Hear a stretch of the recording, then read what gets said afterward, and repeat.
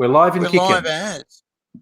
Yeah. Notice how I said I wasn't professional. I said professional me as. See? Yeah. See? That's me using weasel words like our government. So you can never actually be held responsible. And I said, you said you were professional. And you go, no, specifically, that never happened. I said professional me as. Yeah. Yes. That's right. Which, really says it all, honestly. It does, doesn't it? So who's also, here? I'm on drugs. Yeah, that so, too. You know. Luke and his heist are already. Oh, hang on. I've got to get my live comments on. I'm in private chat mode. Oh, wow. Hello, Luke. Hello, Heist. So, very impressed. That's our latest innovation. I think. Actually, do I want to do it? Yeah, I want to do it. You amuse the folks for a second because I think I know how to make something else neat happen. But you've got to amuse the folks or go get something. Hello, good people here. I'm really impressed that you allowed us to be on your device. So thank you very much for coming, and thank you very much for letting us be on your device. That's very nice of you. I'm using my microwave oven, can you see that, to center my head. And it's really weird because, there's my microwave, and I'm going, okay, as long as my head's covering the microwave, I can see. I did it again. I lean that way and lean that way, and it's just I'm not very good. Angry's got a big blue screen in the back of him, but I don't have a big blue screen in the back of me, and I'm jealous as. I'm going to ask Angry nicely if I can have a big blue screen in the back of me, but he won't because he's like that. Very judgmental. Sorry, I got to bring it. No, you're not going to do it. Oh, you are going to do it. Sweet. That looks very cool, actually. Yeah, well, it should actually work. Hang on a sec. Yeah. I'm just gonna. I love Angry's braces. Do you love Angry's braces? I love the shit out of Angry's braces. Okay, it's not. It's one of the things that's always attracted me. Yeah. And hi, Fox and Beatles fan, who are also here. Now, I'm going to try. What can I do? That's banners. I think it's in branding. Overlay. Branding. Background. Definitely branding. Especially since is that working? No, it's only working on a real little edge. Yeah. There's like a tiny little edge between us. All right. Well, there's that's an edge between us where the branding's going. I think there's a way to do that, and I haven't worked it out, but I'll try and work out another. That's okay, because now you've got the upgraded version of this streaming software we use. Right. You can do so many stuff with it. Mm. You can do things like make AZ really small, and you can do things like make AZ go away. Yeah, it can be small, tiny. It can be a little bit bigger. Or he can actually be the center of attention. Oh, yeah. This is how it was always supposed to go. Yeah. This is like when Vogue rings me every month and says, can you be on the cover? And I'm going, oh, come on, guys. Not every month. 6 out of 12, sure. There's royal babies. You can, take photos of them. Come on. You raise a good. Hi, Catherine. You didn't miss much, and you also raise a good point that I'll probably end up knocking that screen over, or someone will. So I'm actually going to take it down because it doesn't even do what I thought it would do. So we were hoping. There was hope that the screen was going to, frankly, advertise the shit out of us. But I'm quite sure there is a way to do it, and I just don't know what it is. What's in settings? No, nothing there. Okay, that's cool, but that's okay. We're here to chat. I don't know how much of the world have no access whatsoever to any of the settings, which is wise. Yes. Oh, no. This is why AZ can be made to sit on the punishment chair. Yeah, I'm in the what do they call it? The not the naughty corner. What's the other word for it? In the isolation Time corner. out. Oh, it doesn't. Time out. I'm in Yeah. time out. Yeah. Right. Well, If I do actually, the anything one wrong, you wrote down there, I don't know if you've ever seen the film Get Out, but it looks like you're in the sunken place. So in the sunken place. Yes, yeah. the sunken place. So that's what it actually looks like. You're in the sun. Are you eating or wiping your face? Either way, you look like an I animal. was wiping the excess tooth glue off my Ah, lips yep, that's fair. That's because it absolutely fair. leaves a brown mark around my lips, and Yeah, people say he's been sucking ass again. again. And no, I'll tell you when I've been sucking ass. Yeah, it's not the You sort of know, thing you don't keep secret. assume. Actually, Don't yeah, assume. What's that, mate? it's not the sort of thing you'd keep secret. Quite honestly, No, no, no, no, no, seriously, no. No, it's just, I get into don't. it or go home. Yeah. You know. Actually, just remind me. I don't know if you know the musician who goes by the name Flume. Have you ever heard music by Flume? An Australian Rings a electronic bell, dance but I'm sort of very thing. old. Yeah, isn't it? Yeah, he gets played on Triple J. He's an Australian electronic dance type thing. Apparently, at a recent music festival, he went into eating ass live on stage, which the mind boggles. One website said they had a video of it, and I'm like, cool. I'm going to take your word for it. I'm not going to watch your video. I'll watch the video. Yeah, I bet you Give will. it to me. Give me a link. Actually, if I Flume eating video, Flume eating ass video. I bet. Yeah, no, this mob pedestrian. All right. Dear. And Shall I yeah, look on? Flume finally made a public statement after it circulated for a couple of days. It was at Burning Man, and All right. he put an Instagram message up that said, "Sorry, mum."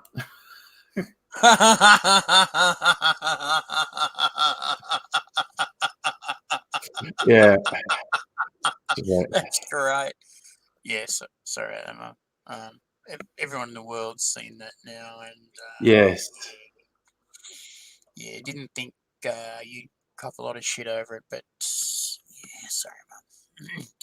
I've had to do that a few times. Yeah. Now they're claiming. Oh no. The video is apparently taken by his girlfriend. I'm looking at the story. No, they don't have the video there anymore. I think the video may have disappeared. Ah, right. One of Yeah. those. We're going to take that down.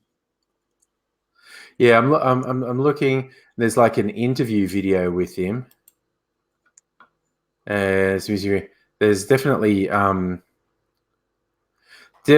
no. It's not there anymore.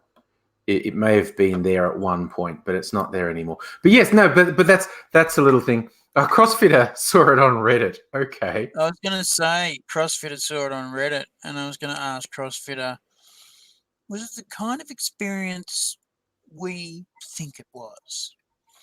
Yeah. Thing. Beatles fan says I used to do angry rants. I thought I still did angry rants. Is it the topics that you want to see different topics on? I mean, this is just a live. Actually, sometimes something happens occasionally on a live stream that gets me a bit feisty. But broadly, live streams are live streams, and it's more chatting. But I still get fairly shouty in videos. I guess. Yes, true. But there's a point to where, you can't keep on shouting at Trump because he's a dickhead, and you can't keep on shouting at what's our Prime Minister's name? Yeah, exactly. Scott Morrison. Scott Morrison. You can't keep on shouting at Scott Morrison, because he's got fucking hair plugs and he's a dick. Oh, yeah. He's also fucking What I evil. am interested Yeah, in is talking to my old man at Christmas yeah, and going, well, your boyfriends have basically shut a third of the shops. There's homeless everywhere yes, and no one's buying anything. yeah, So how yeah, good economic managers are they now? yeah. Economy's They going can't down keep for on saying a big it. boy did it and ran away. They can't keep on saying, oh, it's all Labor's fault. It's like, no, guys, this is Well, you your say fucking they term and you can't keep fucked it. doing it, but yeah. Well, What I what mean, there's what got you to be a actually point. mean? Yeah. What you actually mean is they can't reasonably say that, but they will continue to say it because we live in a post-truth society where no one's ever I held read a accountable. thing about that. I Yeah, read a thing about that from America. There's a yeah, guy talking to. It was okay. There's two things. There's a guy who does science all the time, who's not that guy, but it's the guy that lived in Australia for a while. You know him. right. Anyway, he was talking to a bunch of folks in a lecture theatre about post-truth society, Yes, and was going, "Does it matter?" Um, and of course, it mattered to him, but he was going to them in the lecture theatre. Does it matter to you? yeah, And then I read a journalist thing about post-truth society, and it was yes, basically going on about going, so much journalism is owned that you get to write what the editor says, yeah. or you get to fucking lose your job. But that's And what also, so, yeah. So that's also what journalism originally was. What people up until recently have thought of as journalism was basically 20th century journalism. The original yeah, thing was publicity rags for rich people who yeah, yeah, yeah. that they want to do, and then someone actually worked out a commercial model for newspapers, and so for the 20th century they were a going commercial concern, and the internet killed that. Not, by the way, people go, oh, no one pays for newspapers. That's never how they That's made money. It's the not how it advertising. works. Internet took away 90% of their advertising dollars, particularly classifieds. Classifieds were a license to print money, and Yeah, classifieds have been worthless for years. Basically, yeah, the internet took away 90% of their advertising dollars, and that's what's fucked them. And now we're getting to the stage where, yeah, every now and then, a billionaire will buy a major media outlet and keep it going just because they want to keep it going. I mean, Murdoch's obviously kept all his shitty media outlets going, pure propaganda yeah. value. And he Creature from changes governments when he wants yeah, to. and Creature from Hell, Gina Reinhardt is not going to give up till she owns a media outlet that will do whatever she says. Yeah, The Amazon guy, Jeff Bezos, bought the Washington Post, which was one of America's more credible newspapers, but suffering financially. And he's like, yeah, how could I think it's important the paper keeps going? I'll buy it. They still have to work very hard to make money, but it's not going to stop publishing just because it's not making money, because right.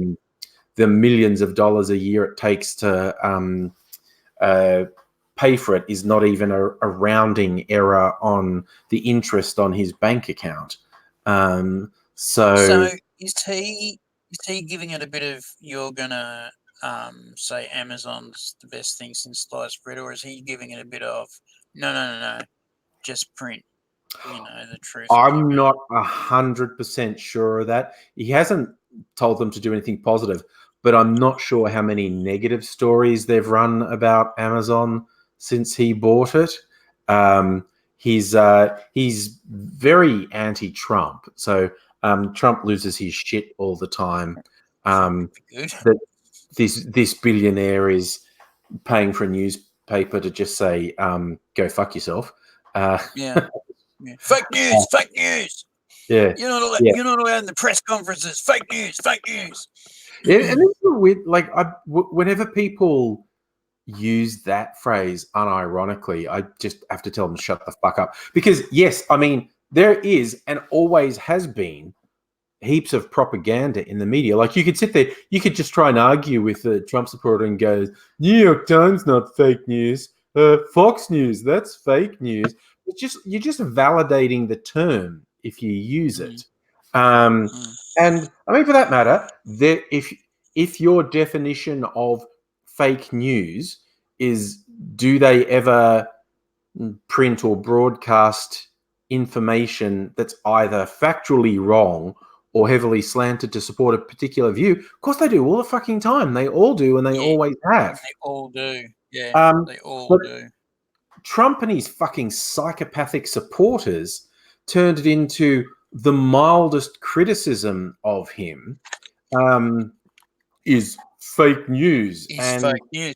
And that stunned me because he basically, I'm just going to say it out loud because I don't give a fuck. He basically stole an election using international help from the old enemy, and effectively the old enemy, I'm talking Russia, put yes, out a whole bunch of fucking stories that were yeah, bullshit to fuck up the Democrats. It wasn't to support Trump, it was to fuck up the Democrats. yeah, And it was some kind of sweetheart deal between Trump and the Russians, which scares the fuck out of me, by the way. yeah, And yeah, every all the fake shit that he put out was beautiful. But as soon as anyone put out anything that was negative about him, he starts screaming fake news, and yeah, he's still doing it. Someone asked him the other day, "Where's this wall?" And yeah, he said, "Oh, it's fake news. The wall's going up." It's not going up. There is no wall. It does not exist. yeah, You know. And he keeps on saying, "Oh, we've bought supplies," and no one has sold him any supplies. yeah, There are no supplies. It does not exist. yeah, And someone put that to him, and he fucking went off his brain. yeah, And yeah, it's like, you know, this is a very rich, very powerful, very influential country that owns most of the science that we're going to need in the next 20 years. yeah, And this guy is basically perverting the chance for anything that is different to come along. You know, he's anti woman, he's anti gay, basically whatever the churches want, he's yeah. for. And that's one Which of is, the weirder aspects. yeah, which is such a joke. You know, he Yeah, turns up at fucking church and it's like, come on, no one believes you're yeah. fucking a church guy. No Like, one. he's clearly not a believer. He's an adulterer, a rapist, a thief, a liar. He's basically Yeah, 50 things the Bible says he's kind of bad. yeah, But the evangelicals are so obsessed with power and so obsessed with getting their own way that they will do stuff that's clearly sacrilegious. That, I yeah, mean, I always say about them, they're so lucky their religion's complete and utter bullshit. Otherwise, yeah, they'd all be going straight to hell. And I'm not even saying that as a joke or as an insult or as a threat. It's like explicitly there in the New Testament, the yeah, behavior of these people will, in black and white, send them to hell. And yeah, they're just lucky yeah. it's not fucking true. So what do you say? I love that. Well, Yes, the other thing that really bothered me is I read an article that basically said that 95% of the guys on death row Mm. are Christians, Mm. and when asked about it, they said, "Oh, because I've given myself over to the big guy, Yeah. I'm going to be saved." And Mm. so what we get is a mentality that because the, the the the earthbound life is Mm. just a stage, you can fucking kill people and you'll be okay and they'll be okay Mm. because they're going somewhere else. And it's like, well, what if that's not real? What if you've Mm. just snuffed someone out and made them nothing, Mm. and you've done a horrible thing, Mm. and you're not going to get? I do love that. I did love that. The mysterious You know, hooded it's figure cold going. in your house. Um, you know, it's raining in your Yeah, house. it really is. Sorry, in Angry Studios. In Angry Yeah, Studios. yeah. Thing.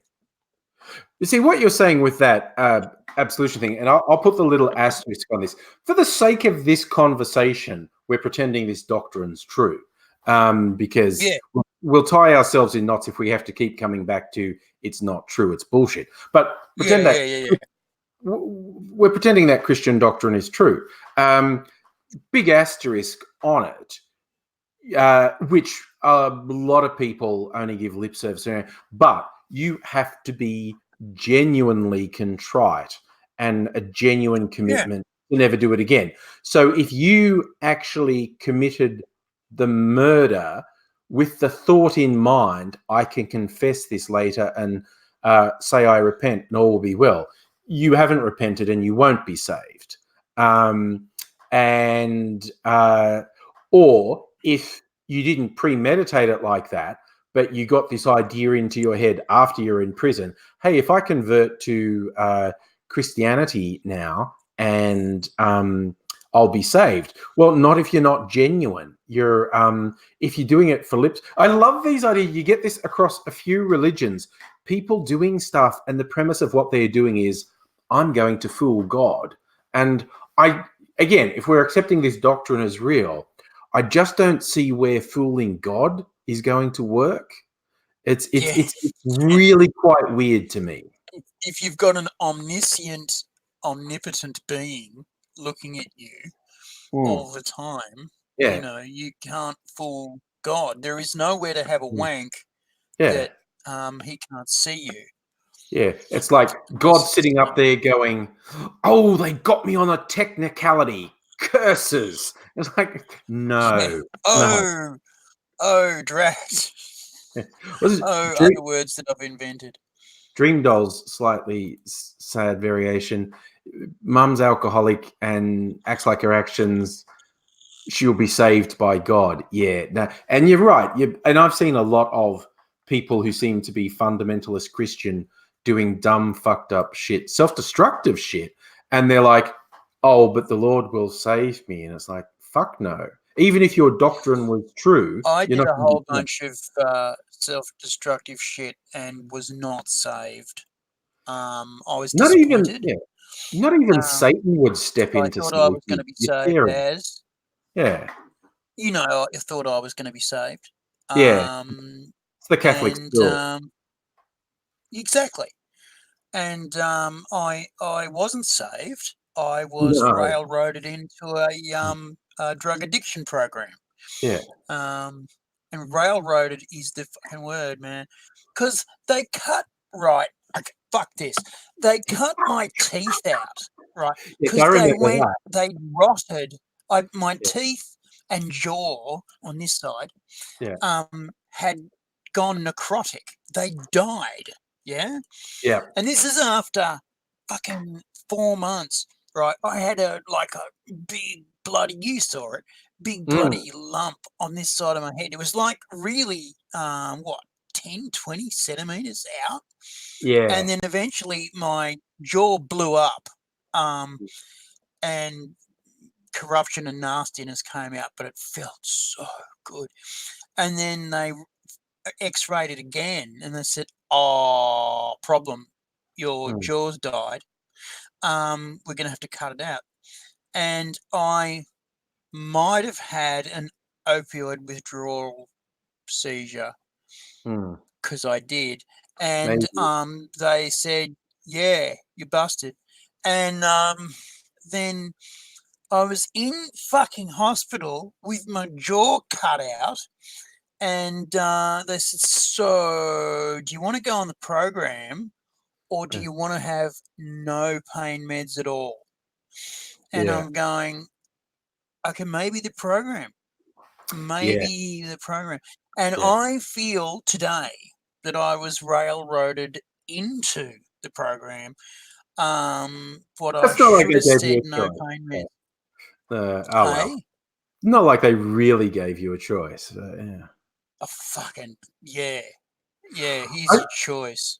but bringing your whole Hell. jaw thing up, your ability to consistently avoid worst case scenarios does my head in, because like the worst case scenario of that infection in your jaw was the complete removal of your jawbone, so you end up like the movie And guy. they were looking at it. Yeah, no.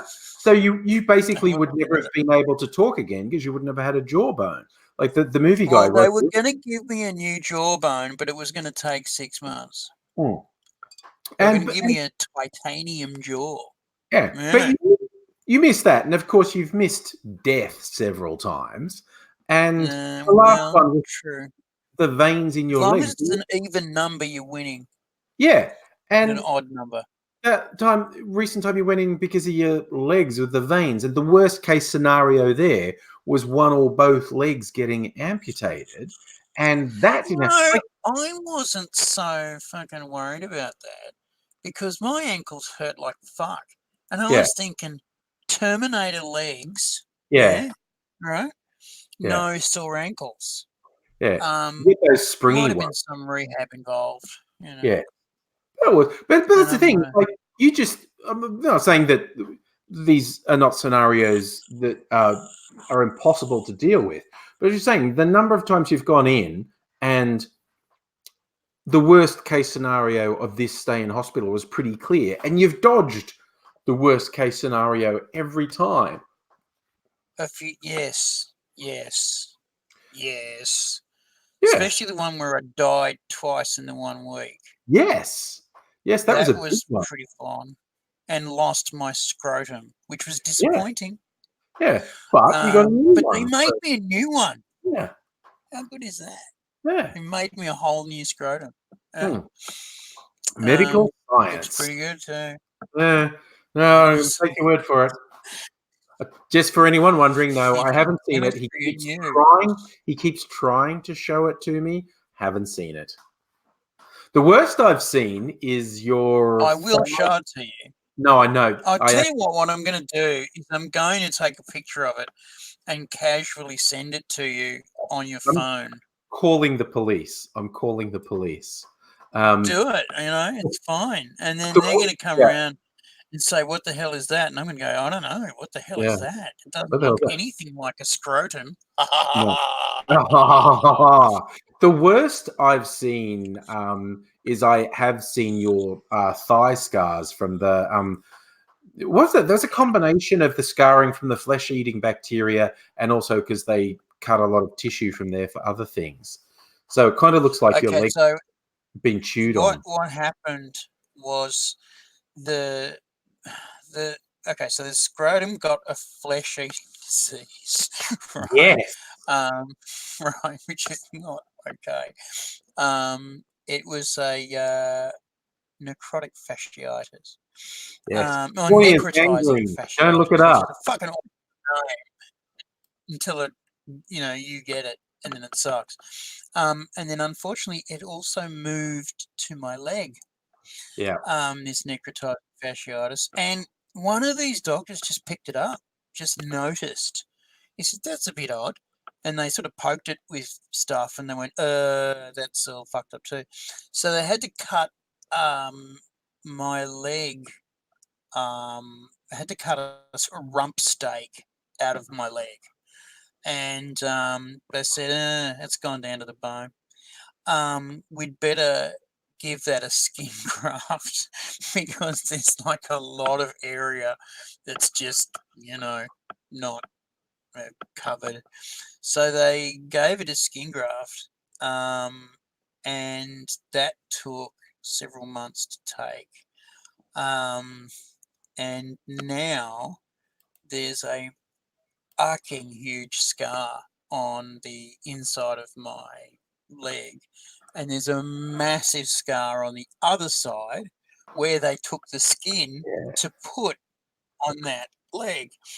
And the funniest thing about this was my old man, when I was a young kid, he said, never get a tattoo Yes. because when the police get you, you'll have an identifying mark that they can get you, again. And now the irony is I've got several identifying marks all over my body.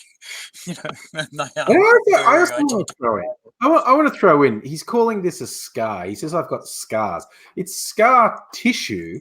It looks like a freaking shark's been chewing on it, quite honestly. It's not, when you say a scar, I'm sure people are imagining a dramatic slash mark. It's like this whole sort of chewed up area of your legs. Just saying. Well, I mean, it's the size of a rump steak. Yeah. It looks like a rump steak's been taken out of my leg. It's that big. It's fucking enormous. I have had people who are ready to do the root thing with me have a look at it and run away. Which completely legitimate. Yeah. But when you're saying about cops and tattoos and identifying marks, it just reminded me, this is going on a completely different topic, but the famous Australian unsolved crime mystery, the shark arm case. Do you know that one? Yeah. This happened. This is old. Okay. 1950. Happened before all of you were born. Yeah, it was a very long time ago. Basically, there used to be a lot of sharks in and around Sydney Harbour. There's less now because of pollution, but there used to be a lot. Pollution and fishing, overfishing too. Well, yeah, and it was in the 50s, I think. These fisher people brought in a shark. It was a big fucker. I think it was a tiger shark or something. And I don't know, they cut it open. That's the thing you do. And basically, whole human arm fell out of its gut. And nothing else belonging to a person, just an arm. Like, it hadn't even chewed up the arm; it had swallowed it whole. And but the thing about the arm was that it was cut off. It wasn't chewed off; it was cut off. Somebody had cut this arm off. Yeah, because often when people find human body parts in shark stomachs, they go, "See, sharks are eating people." But sharks are usually eating carrion. It's normally someone who's drowned. Or in this case, someone with a very distinctive, obviously criminal underworld tattoo on their bicep crossed the wrong person, got offed and chopped up and thrown in the water. And that never happened in Sydney all the time. The bloody it never happened in Sydney kind of once a week.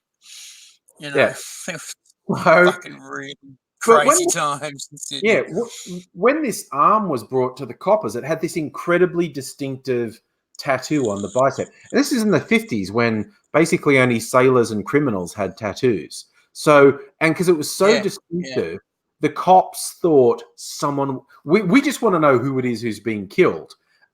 Someone will recognize it. And they put it on public display, and people were coming along to go, and nobody ever identified it. Obviously, there were people who knew exactly who the fuck it was, but no one ever fessed up and said, exactly.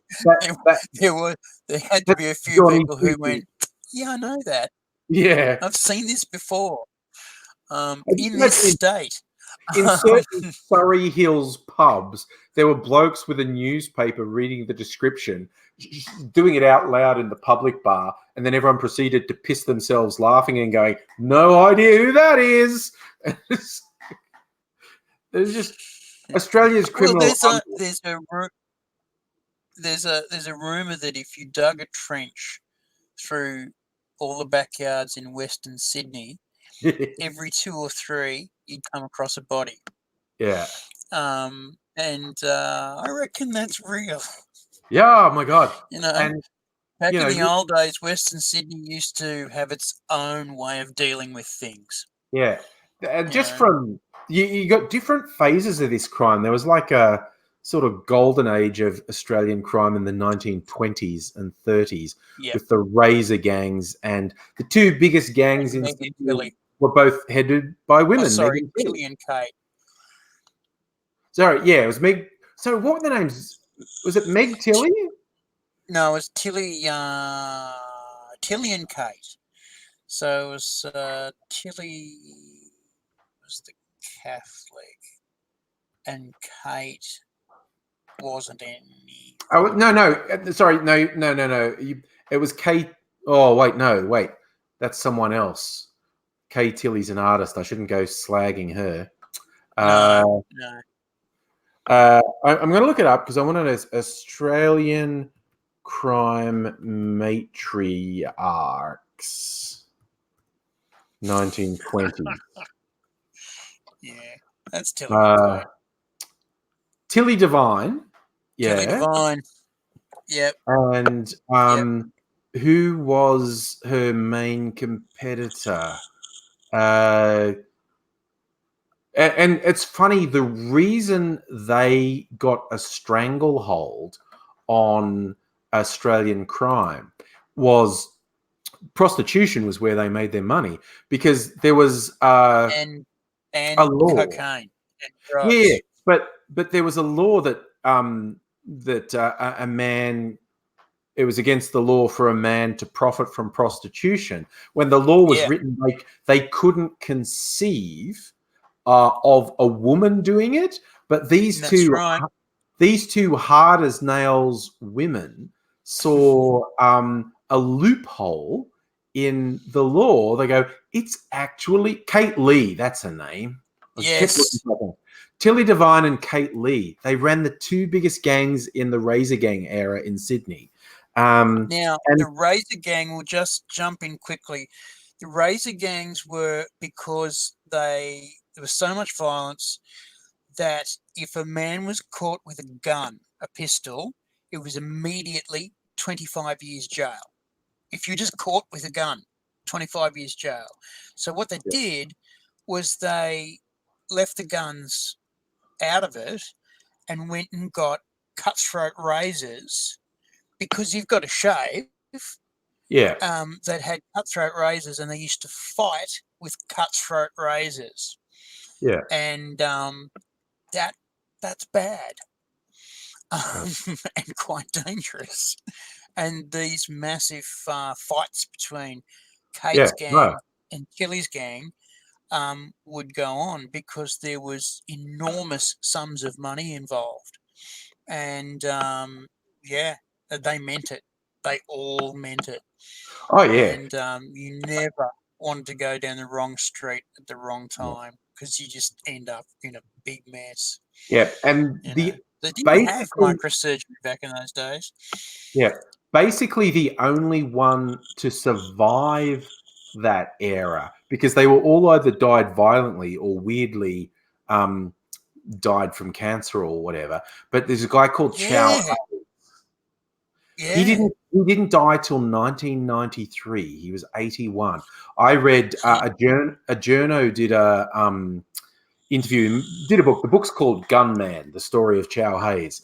And he basically sat down with Chow Hayes. Chow was in his 70s at this point. And he said, Chow was just living in a boarding house somewhere at this point. But he was finally too old to be a violent fucking criminal anymore. And it took a while till he outgrew it. The journo sat down with him and said, I want to tell you a story. He goes, but I'll tell you now, if you start bullshitting, big noting yourself, or lying about things you did or didn't do, I'm going to stop talking to you and no one will know your story. And I can tell when people are lying. I'm a journo.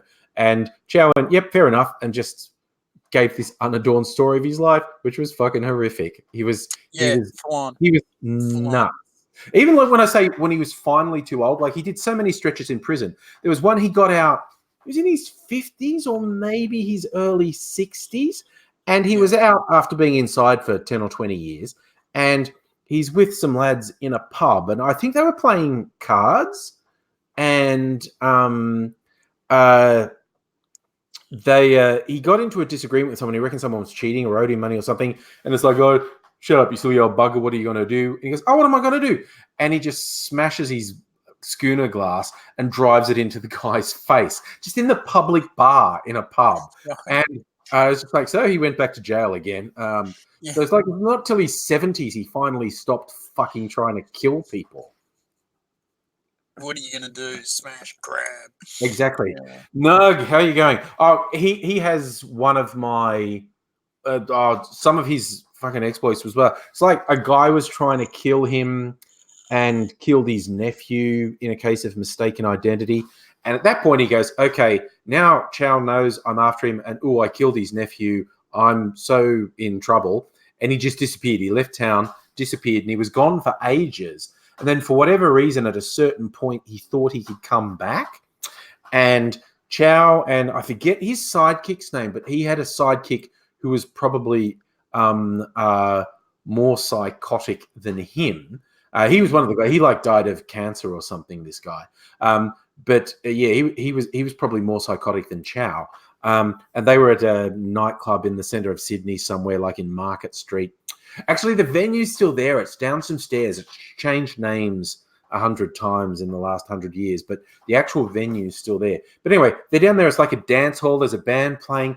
And this guy he's been trying to get comes in. And Chow walks over and says, you and me have to talk. And he's at it's a crowded place, and he's at a table with people. And he goes, oh, we'll go ahead and talk. He goes, no, this is personal. Just you and me have got to talk. Let's go outside. And the guy's going outside with you. And he's going, come on, it's just to talk. It's just to talk. We've got to sort something out. And then the guy starts getting a bit smug and obnoxious, just going, if you're someone who's got something to talk here. Say it in front of everyone. You got something, here, do it in front of everyone. And Chow went, fair enough, and pulled out a revolver and goes bang, bang, bang. And the guy, of course, goes over backwards. And everyone's screaming, run away. And he just kicks over the table and stands over the guy and goes bang, bang, bang in a place that's got a couple hundred people in it. Couple hundred people are there seeing this. Cops then interviewed everyone they could get a hold to. No witnesses. Basically, no, everyone was just sure. No, if this fucking psycho is willing to just pull a gun out in front of everyone and empty it into someone, I didn't see a goddamn thing. I didn't see shit. I'm not involved. I don't want to know. I came for a dance and then I left early. Yes. It's kind of like the Cray twins. They were only ever convicted of 2 murders when they did like fucking dozens. But there was only 2 that they could get anyone to testify about. And again, the crazy one of them is Reggie, the more psycho of the 2. Again, it was in a public bar in a pub in London. He's going up against one of the enforcers of a rival gang who's been bad-mouthing him, calling him a fat poof because he was a bit chubby and he liked the boys. And it was almost, I love that it was almost the same because Reggie said to him, like, you and me outside, and this other hard man goes like, why would I want to go outside with a fat poof? If you got something to say it here, you big fat poof. And Reggie goes, fair enough, bang, just in a bar full of people. And someone actually testified to that one. That was the one he got done on, What was hilarious is, I'm not sure if Chow went down for it, but his mate finally went down for a murder. And the hilariousness of it was they only got him on completely falsified evidence. So when there was a guilty verdict, this guy's getting dragged out. He's screaming at this cop who was the most bent cop in Sydney, which was not an easy title to earn. Bumper Farrell was. That is a difficult title to earn. in those days. Sorry, The most bent cop in Sydney. That's think of a pretzel. Yeah. Sorry, Keiko's last smile came into the chat and was excited to see you, but we've completely confused with conversation. We are talking about Sydney gangsters of the early and mid 20th century. They're a colourful bunch. Definitely. Yeah. So I'm not sure if Chow got done on this murder as well, or if it's just his mate. But when the guilty verdict come out, this guy's screaming and roaring at this cop like, "You're fucking bent, you lying bastard! I hope you get cancer of the tongue for your lies." And when years later, when Chow actually says, "Oh yeah, we done it," and someone goes, "But you always claimed that that copper was bent and a liar and faked the evidence." Oh yeah, all his evidence was fake. He didn't have any real evidence. I mean, we did it. We did do it.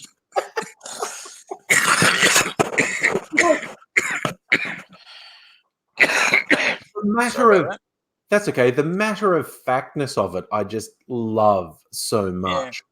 Yeah. And, we did do it, but he verbaled us and he faked the evidence, you know. Yeah. But we did do it. Yeah. And this guy was so bent because when one of the major arrests of Chow was like half the cops in Sydney stormed his house. I think it was like in Redfern or Chippendale, and this lead bent guy was there, but the other lead detective was not bent, and they sort of got Chow banged to rights, and he's just sitting at his kitchen table, and he actually didn't put up a fight. Like the cops were obviously hoping because they wanted to kill him, and he didn't put up a fight, and there's just something about like the bent, because almost every house in this area in Sydney at this point in history had an outside toilet, not an inside toilet.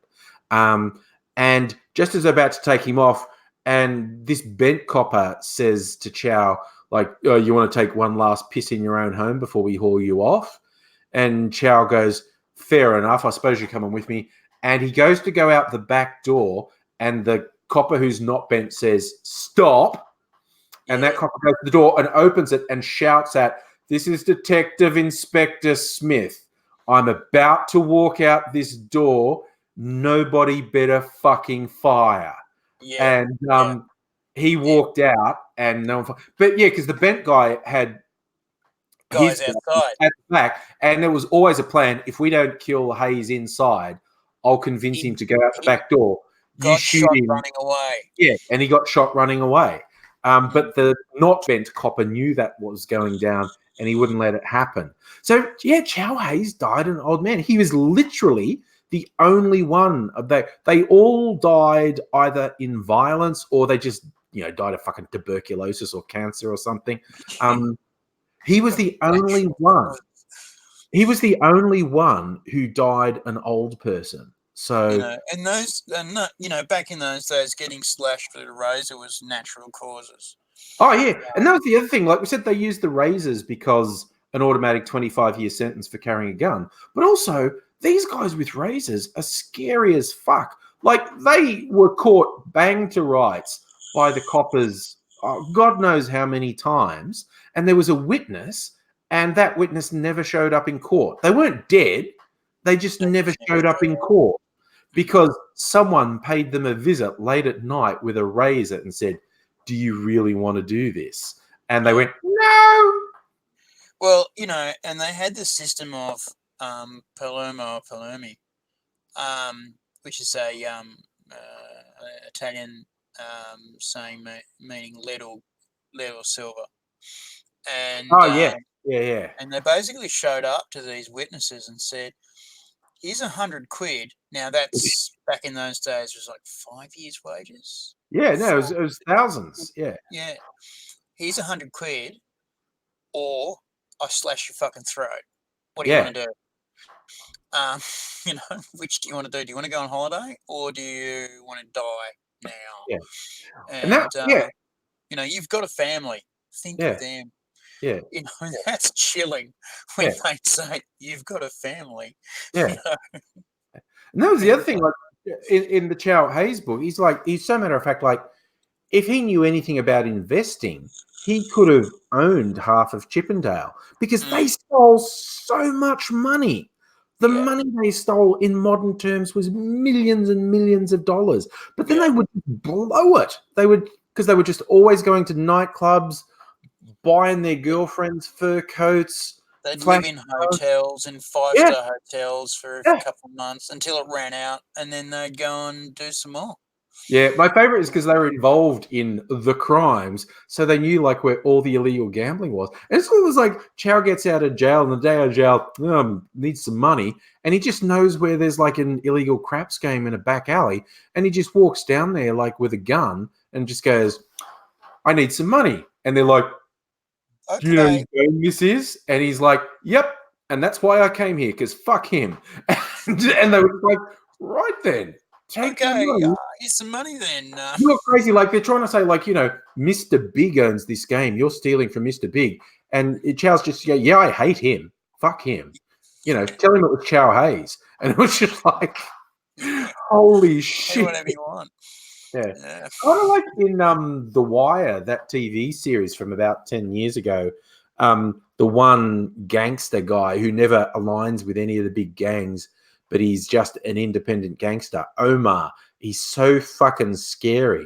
It gets to the point he doesn't have to hold anyone up. He just Yeah. knocks on the door of a drug house and says, Mm. "It's Omar," and they drop down all their cash and their stash, and then just go, "Please don't kill us. Just take Whatever you everything." need, man. Whatever you need. And the hilariousness is that wears thin on him because his reputation's not fake. He enjoys doing high risk, incredibly dangerous things. So when he doesn't even have to actually rob anyone, he gets bored. And so he does higher and higher stakes things just to stay interested. It's Yeah. fantastic. Yeah. You gotta watch those guys.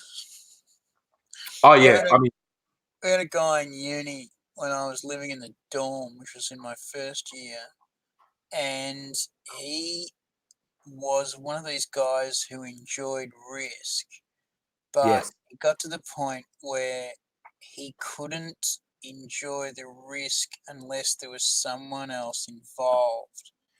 And it finally got to the point where he crashed his car with a high school girl in it,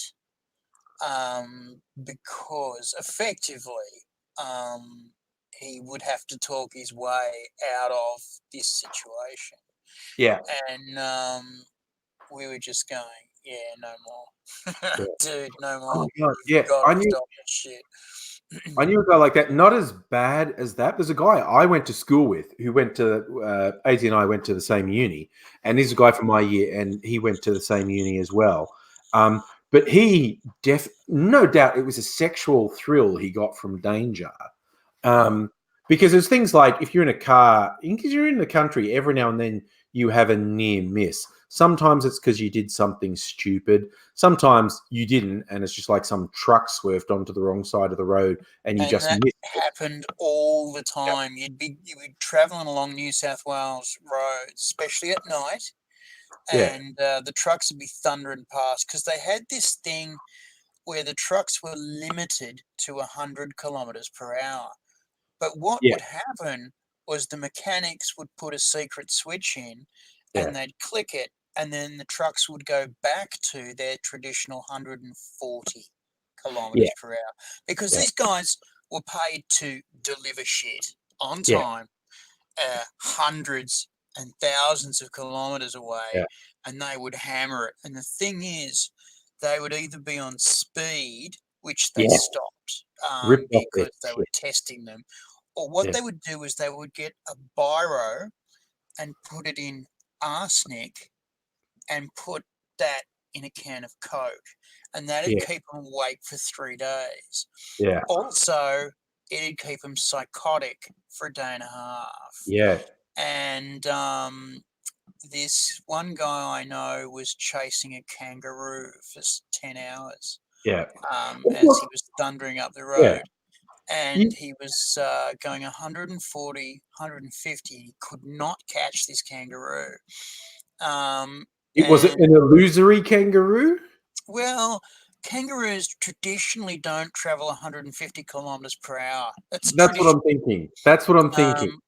And finally he slowed down and thought, oh, I've been on the road 3 days. Maybe I should have some sleep. Smoked half a bag of weed and crashed for 4 hours. Got up again and kept going. Yeah. And there was all these rules about what trucks could and couldn't do, but they used to break them all the time. And what the trucks used to do was they used to float over the other side of the road because the roads were fairly thin. And if you let your truck tires go on the side of the road where it was rough and there was dirt and stones, you're basically chewing up these expensive truck tires. Yes, and truck tires are way expensive, yes. So they'd float over to the middle of the road. You're driving down the other side, right? You come around the corner and there's like this 36 tons of bad boy looking at you. And you're going, I think I'm going to let him have the road. Yeah. So over you'd go as far as you could. And, sometimes there was like mountain cuttings. There wasn't a lot of space to get over. Yeah. And these trucks are just thunder past. Yeah. Faster they were going, the more air pressure.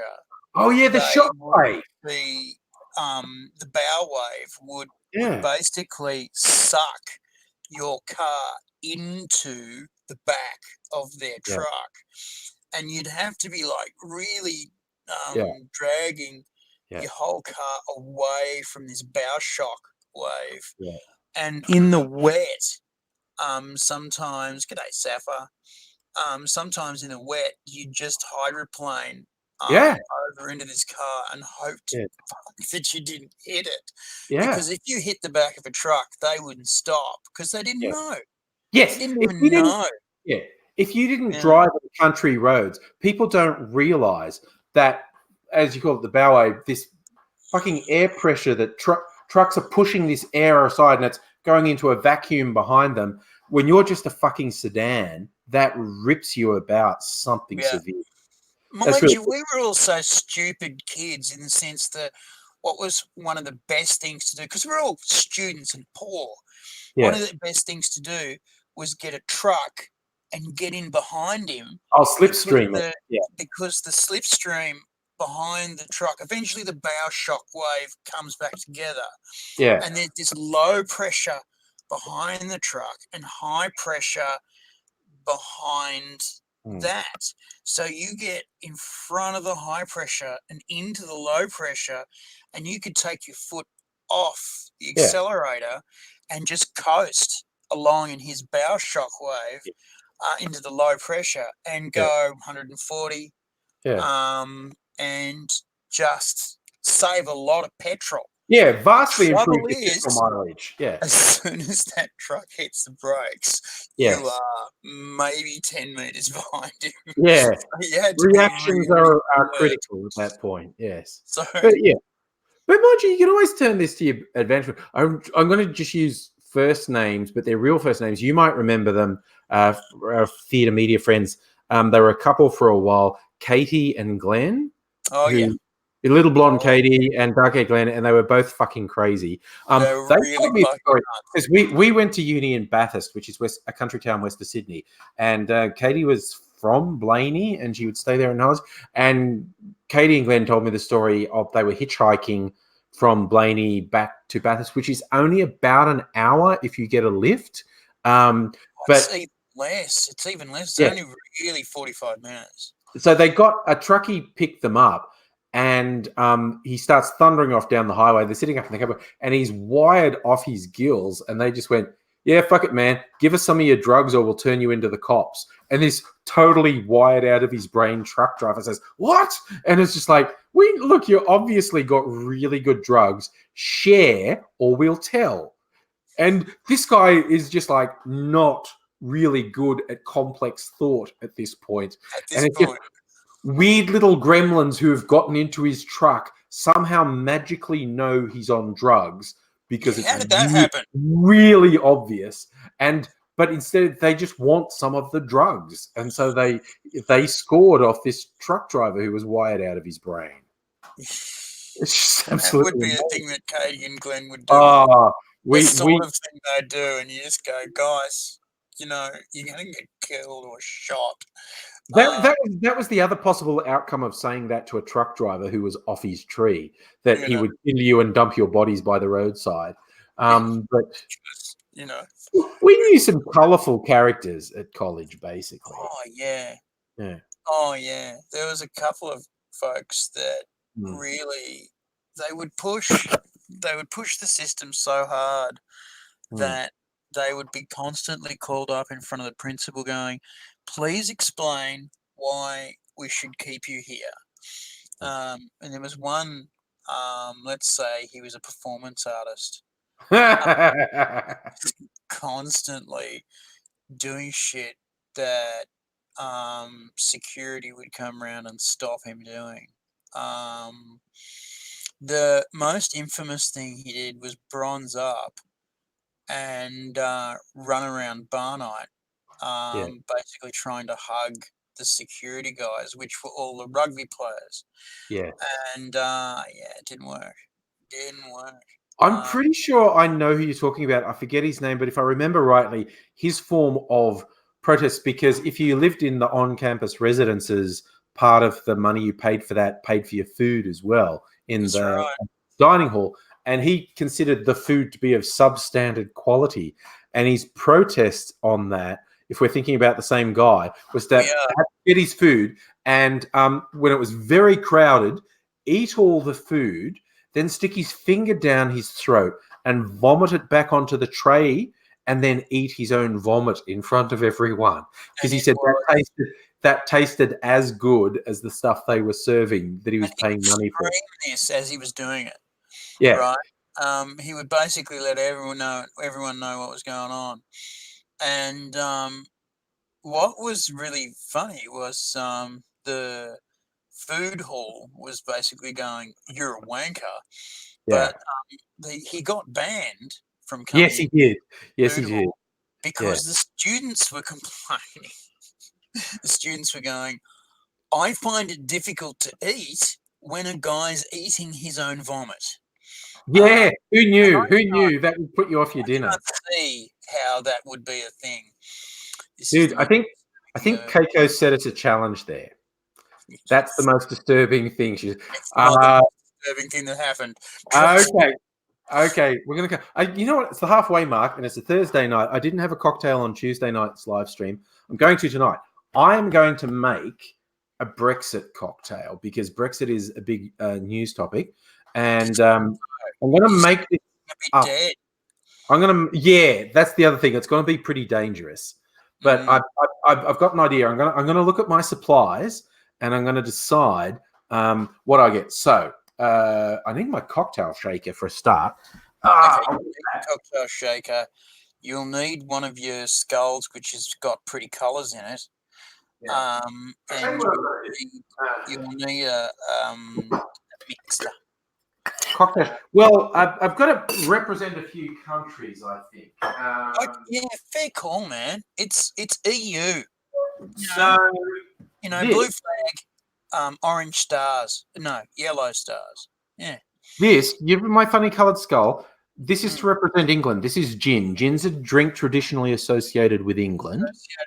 Yes. So I'm going to have some gin. This is some... I'll do this. This is some elderflower liqueur from Scotland because we could be staring down the barrel of a Scottish independence vote. So Scotland plays a part. Before, and it nearly went the wrong way. Yes. What have I got here? What have I got? I want this. Scotland's is a purely emotional thing, and they really should do it. They really should do it. I understand the emotion behind it because of history. Economically, it would be the fuck up of fuck ups. They just destroy themselves. They keep on saying that they've got a really on export industry. No, they don't. The only thing that they own that they export is Scotch whiskey. Yes. The other stuff that they export is actually owned by England. And they would be told very quickly, sorry, all your mines are closed. Sorry, all your farms are... You see, that's a radical thing because, yeah, England claims ownership of like the oil deposits in Scotland and whatnot, but a really radical Scottish Parliament could say, yeah, you know what, actually, fuck you, we're nationalising all of that, which would be really contentious. The trouble with that is the Queen effectively lives in England, and the army took an oath to the Queen, yes, not to the country. Oh, it would be very contentious. It would be very contentious. Very full on. If I was Scotland, I'd be going, England are a bunch of very unwholesome individuals, but don't break away or your economy's fucked. Keiko reigns up that Brexit's going to cause supply shortages. So would I be able to get anything? I've got a stockpile, so I'm fine. So this is going to be a Brexit cocktail. So this is to represent England. That's gin, and it's been infused with rosehip tea, which is why it's that colour. Yes. Now, because one of the big contentious issues is the Irish border, the border between Northern Ireland and the Tropical Island. So some Irish whiskey, because the island question is very I've no idea how well these drinks are going to go together. And now to represent the I said Scotland too, didn't I? Because the Scottish question. So this is elderflower liqueur from Scotland. I would have put Scotch whiskey, but I've already put Irish whiskey in. You pour that in. The Scots know a thing or two about fortifying alcohol. Yes. So you might want to be a bit careful about anything that they distilled. That's only 20%, that one. About that. I watched a doco about Scotland and distilling, and they reckon, right, that it came from Ireland because the priests had contact with the Arabs who had alembics to make perfume, and the Irish priests worked out you could make medicine making pure alcohol. Yes. And then they took that to Scotland, and the Scots worked out you could get shit-faced on grain alcohol. Yes. And let's do that again. The water of life. It became a way to take your harvest and bank it. Because if you couldn't eat or sell all your harvest, you could turn the rest of it into Scotch whiskey, keep it in barrels, and you have effectively got a bank. Yes. You've effectively got savings, and then you could trade that. And the tradition of single malt trading it has now grown up in all distilleries because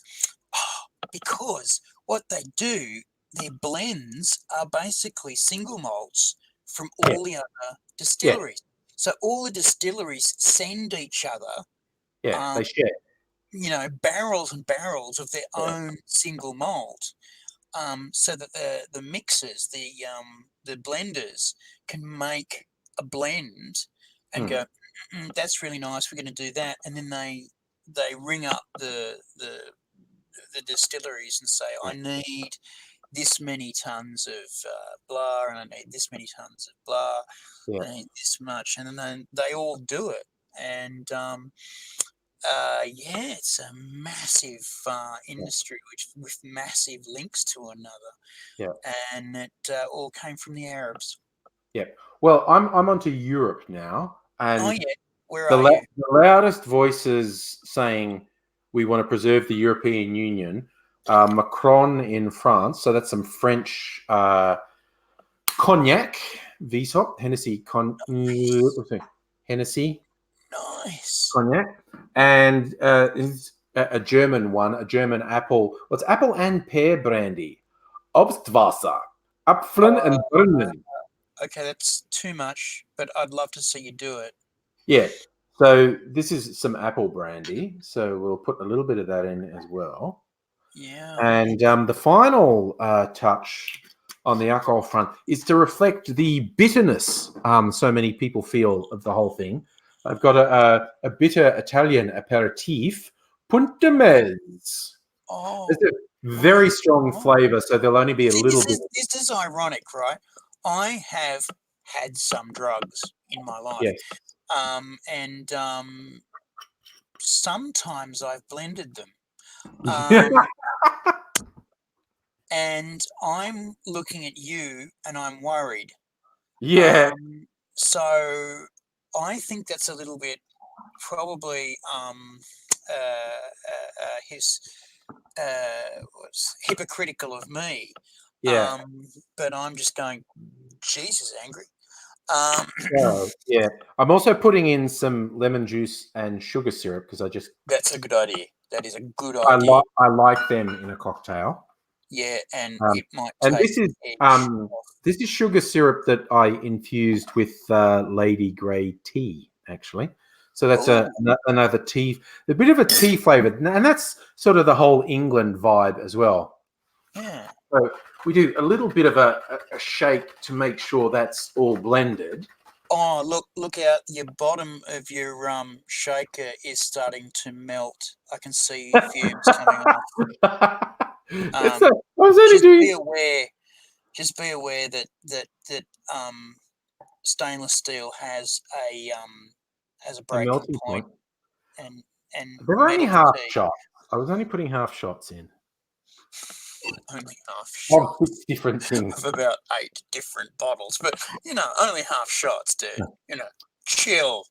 So it's look, it's got an orangey brown sort of tenure to it. Smells really good. I'm sure it does, man. This is far too much. But have a sip and give us a report. This is my Brexit cocktail, and it's got gin for England, Irish whiskey to talk about the Irish border, some Scottish elderflower liqueur, and to represent Europe, we've got French cognac, German apple pear brandy, and a bitter Italian aperitif, and just some lemon and sugar syrup because I like that. Smells very nice. I'm sure it does. I'm always concerned when I make something up like this. There's a little element of me going, does that shit even go together? And it's yeah. And it does. It's actually really good. Oh my God. Oh, how do you do this? You do this all the time. I go to Angry Studios and see you put cocktails together and go, fuck, that's just going to burn the house down. And you have a bit and go, that's actually pretty good. And you have like 4 and you're standing on your fucking head singing the Internationale. And it's... Fox of Fate says it's missing absinthe. Fucking way. A dash. Just a dash, just a touch of craziness. Because the Brinksman, just a splash, just the tiniest amount. So hardly, and see, it sits on top. Oh my God, the Blue Fairy is... It's just a crust of craziness on top. So, I'm worried and concerned. Oh, that gives it a kick. It makes my lips... No shit. Does it give it a kick? Oh, wow. I couldn't have guessed. It's only 80% alcohol. So. Fuck, blue absinthe gives it a kick. I mean, I will clearly have to research that. Do you remember a while ago, at least, I don't know, 6 or 7 years ago, I did New Year's Eve at your place. Yes. And I had the black absinthe, which is made by the same people, which is 85% alcohol. Yes. And we were having a big old night, and I was mixing another drink, and it wasn't even being fussy. It was like the purists would hate this. I was putting absinthe in cola, which is actually quite. And I just poured one, and everyone decided they're going to bed. I'm like, I'm not drinking this just before going to bed. Fuck it. And I sat it next to me, and everyone just woke up in the morning because I'd left this glass that had like a full measure of absinthe in it with cola. The entire house smelled like licorice. Like the next licorice. morning. The whole house Because smelled for like those who licorice. don't know about absinthe, it's an aniseed base, which is the same base as licorice. And that's the dominant flavor. It's this very strong licorice flavor in it. And it had spent and this was summer in Australia. It wasn't that hot that night, but it was enough that alcohol could start to sort of slowly evaporate. And the entire house smelled like everyone gets up going, "What the fuck?" Because a few people there. I was married, Yeah, and you were. my wife came home the next day, and Yeah, every bastard was gone, and yeah. I had to deal with fallout. Why does And the there house smell was. like licorice? Why does the house smell like licorice? What's that stain? Why is the furniture in the wrong place? Why is the TV sideways? There was a lot of why, Yeah. and I didn't have a lot of answer. No. And the thing was, I'd fucking half cleaned up the house. Yeah, I no, was you missed it. halfway through getting it together. And Because I you would have didn't been want to say, killed. darling, it was way fucking worse 3 hours ago. Because it's weird how that doesn't work when you're having that sort of domestic thing. Like, you should have seen it earlier. It was way worse. Yeah, it was wildly fucked up. And then I got the, where's the cat? And I was going, oh, he ate breakfast. Bullshit. The cat was fucking out of there. Well, as soon as the guys sort of turned up, the cat sort of looked out, and I fed it, and it went scratch, scratch at the door. And I've looked at it and I've gone, no, things are cool, man. And it's gone, I'm fucking gone, man. I am fucking out of here. Enjoy New Year. See you later. And the cat didn't come back for 3 days. The cat showed good judgment. I was in so much shit. Where's the cat? I knew Brexit would be a success. Hooray. Thanks, should I be sending this to Boris Johnson now? Like, Boris, I had a premonition. I've Brexit worked it will out, be man. a success. I've worked it out. We're going to get everyone one of these. It's going to be cool. I swear, if you gave one of these to every voter in England, they'd be a bit more relaxed.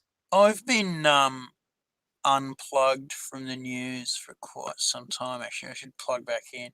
I didn't know Boris Johnson was Prime Minister of England, Britain. I didn't know. How long has he been Prime Minister? A month or so. But do you want the rundown? Because what's happened? Theresa May said if she couldn't get a Brexit deal, she would resign. Go. Yeah. And she couldn't get a Brexit deal, so she resigned.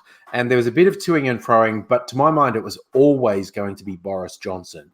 And he did end up winning the ballot. So he's PM. And so Parliament sat this week for the first time since he's ascended to the Prime Ministership. And what he did in the lead up to this week, because he's playing sort of, a few people have speculated he's trying like game theory crazy person stuff. He's playing not Boris. Yeah. Not Boris. He's playing extreme brinkmanship because a no deal Brexit would be catastrophic. Like if England left the EU with no trade deal at all, fucked. Yeah, they're screwed. And so no one wants that. But Boris has just gone, I'll do it. Like he's holding a gun at his own head going, I'm crazy, I'll do it. And everyone's going, whoa, wait a minute, he might be serious. Hang on, Boris. Just 2 seconds, mate. Just 2 seconds. But both France and Germany have said, go fuck yourself. But so it's brinksmanship. Like Boris is saying, I'll do it. I'll go no Brexit. Because October 31st is the current deadline. And also Boris went to the Queen and said, I want to suspend Parliament for a couple of weeks. So basically, so there's not enough time to debate the Brexit plan. And the Queen said, okay. And so Monday was a public holiday in England, a Labor Day holiday. So it's a 4-day week. And then Parliament's going to be suspended for 3 weeks. And then I'll only come back like the week or two before the Brexit deadline. So that's Boris going, they don't have enough time to interfere with me. And but the entire fucking parliament just rebelled against him.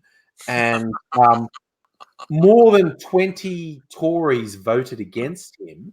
And they said, no, we want to table a motion to basically make it law that we can't do Brexit with no deal. Good and move.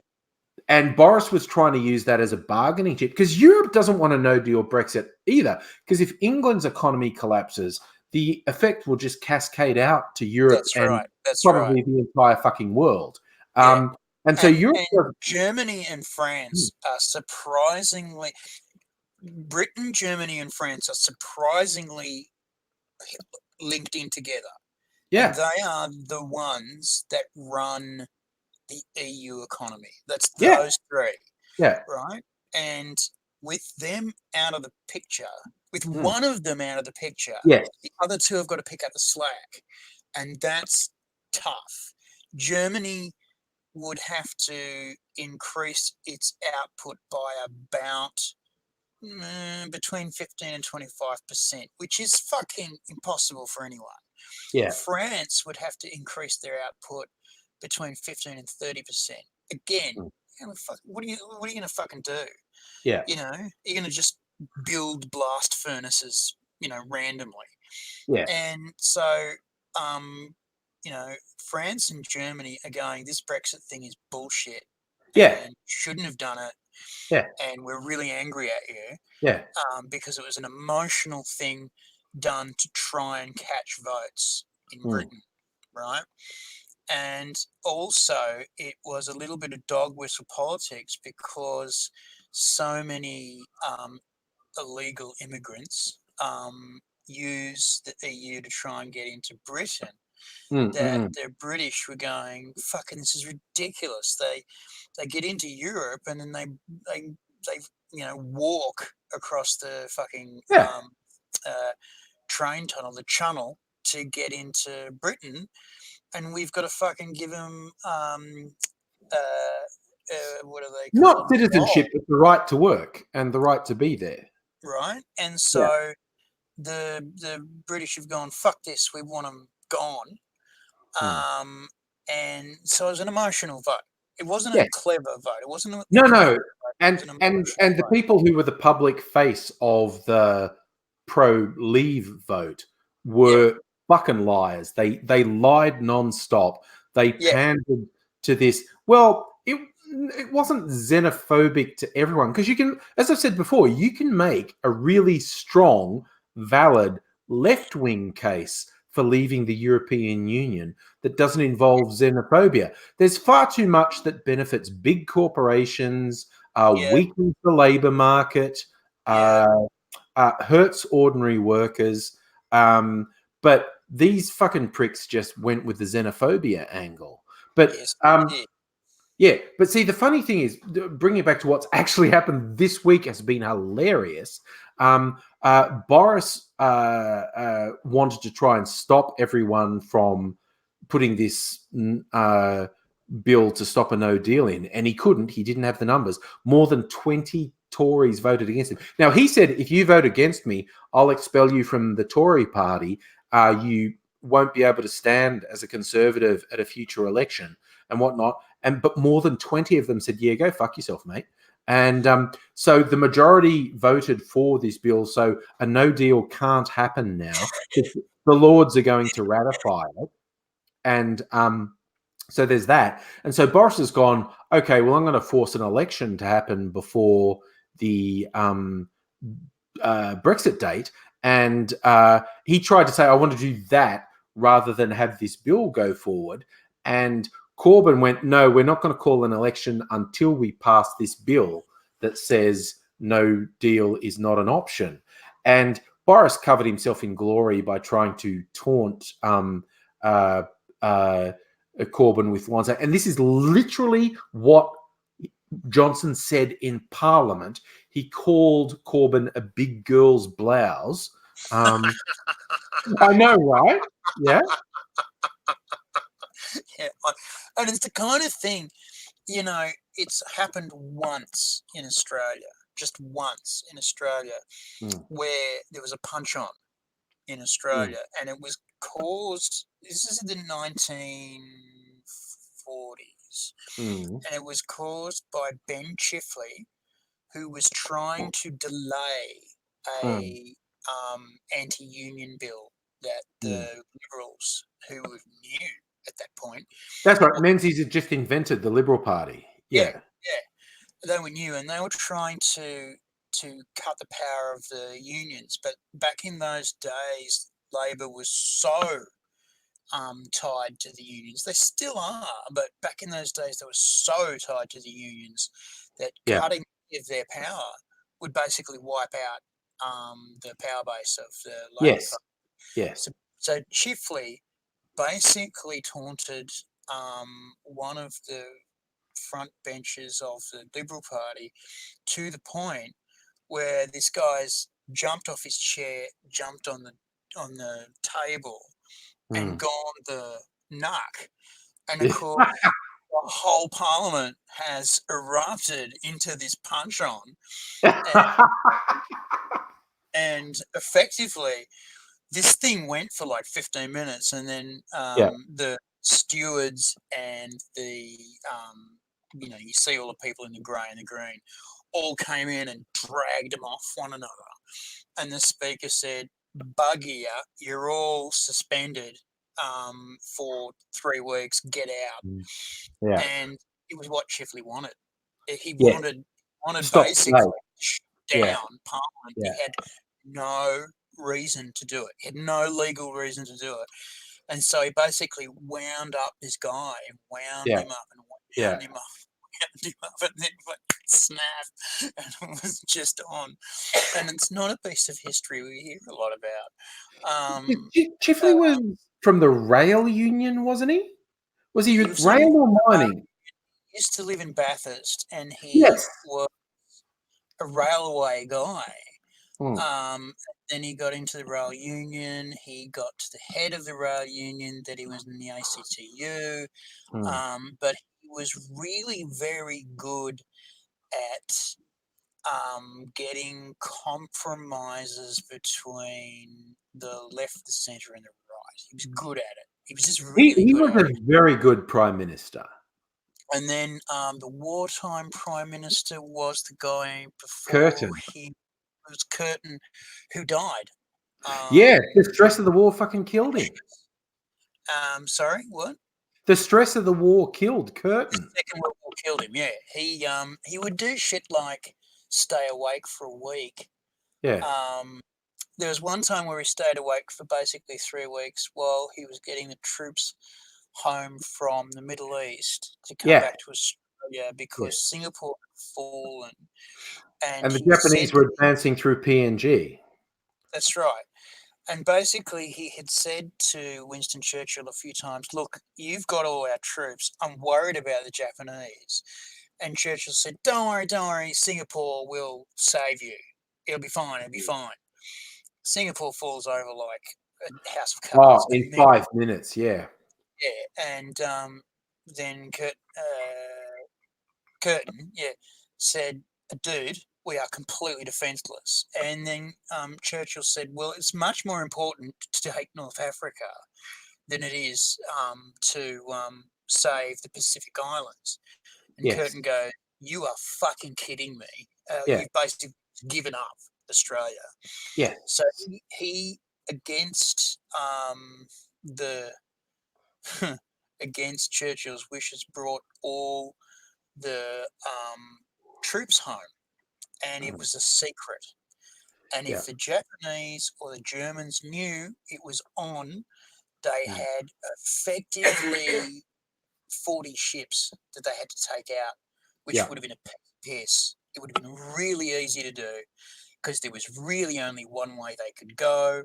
There Mm. was really only one sea lane they could use. And if anyone found out it was on, it was all over. Anyway, so he was freaking out. Took him 3 weeks. They got home. They got redeployed. and he was so stressed out he didn't really sleep for 3 weeks. Mm. There was lots of shit that went down. Everybody's heard about Darwin getting bombed. Yes. Bullshit. The whole of North Australia got bombed. It went And there were naval incursions from the Japanese in northern Australia. Oh, yeah. And there were fucking troop incursions. They would come into the country to do probe attacks because there's such a huge coastline from the west of Australia right round to the north where there's nobody. So What they were would the come Indigenous units called? The Indigenous units in the north who kind of made sure... They were North Force and Star North Force. Force, that was it. North Force. They made sure none of those Japanese blokes got back home to report anything. That's right. That's right. And the way they used to do it was they would see them come in, they'd take off their clothes, grab spears, and just wander around. And they were asked how they killed hundreds of Japanese. And they said, well, no one notices a nigger with no clothes on, was what they actually said. And the other thing they would do is they would put bombs on water trucks and fuel trucks. Yeah. And in Australia, if you don't have water or fuel, you are the fucked. Yes. And so, yeah, none of them got home. Yeah. And so And there's no intelligence. Yeah. And the Japanese were particularly racist about Black and Pacific people. Yeah. And regardless, Stupid, useless. They knew nothing. They couldn't fight. And I don't know if you've ever been in a fight with Australian Indigenous, but don't. No. They were like, defend your own territory. No one's walking away from it, and that was amazing. Sorry, I just want to say a few hellos. My favorite username, Left Wing Dorks Suck. He's a fun guy, and Gecko and Megaleech all came in while we were talking. So, just saying hi. But yeah. I mean, because we were talking about Curtin and his problems with Churchill. Churchill famously said when it came to the point that Curtin's saying to him, okay, Singapore fell, they're coming through PNG, they are going to land in Australia. Churchill was supposed to have said, let them take Australia. After I've dealt with Hitler, we'll get Australia back, which made perfect sense to Churchill, but to Curtin sitting there going, you're saying give up my country to an invading force? Yeah. What the fuck? What the fuck? And basically Curtin was going, they will take the whole of Northern Australia. Yeah. And as soon as they get the resources, which is what they wanted, we're screwed. They will get all of the gas, they will get all of the iron, they will get all of the coal. And as soon as they get that, they're not going to give that away for love or money because there's a shitload of it. Yeah. And Japan needed raw ingredients, raw material. And Australia's full of it.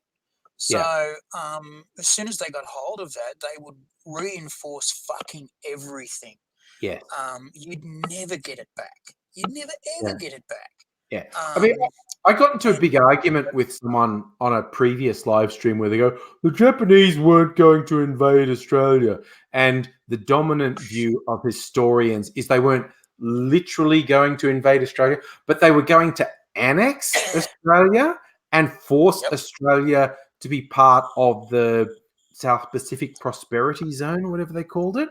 And it's like Pacific Prosperity Sphere. And it was like, I was trying to say this, dude, what is the fucking difference between an actual land invasion and them annexing Australia and saying, no, we own you now, and all trade of your resources goes through us. You don't speak to the rest of the world. What's the difference between a total annexation and a land? What's the fucking difference? Yeah. Where do you draw the line? Yeah, you can say, well, they didn't want to, because apparently there was a different view between the Japanese Navy and the Japanese Army.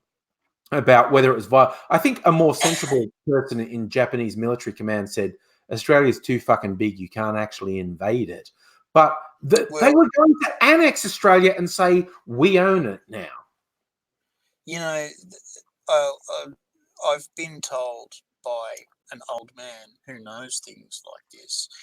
He said one of the luckiest things for us was the Japanese Navy and the Japanese Army never, ever got along.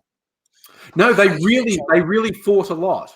Yes. They hated each other. They had separate air forces. They had separate ships. They had separate troops. They never coordinated their shit together.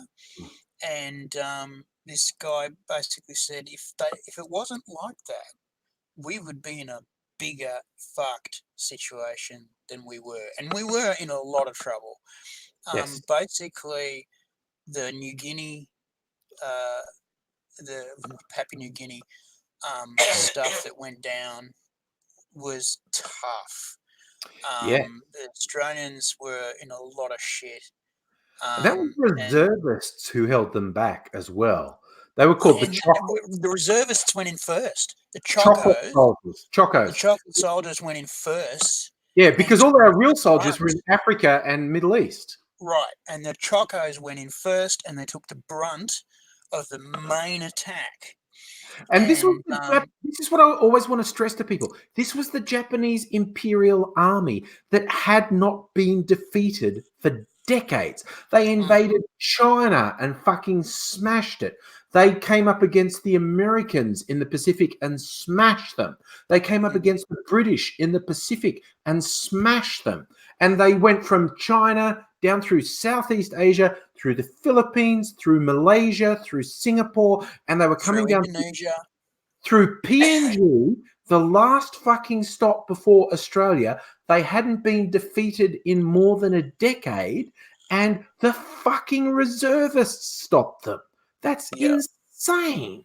Yeah, these guys took fucking cannons over sheer cliff mountains.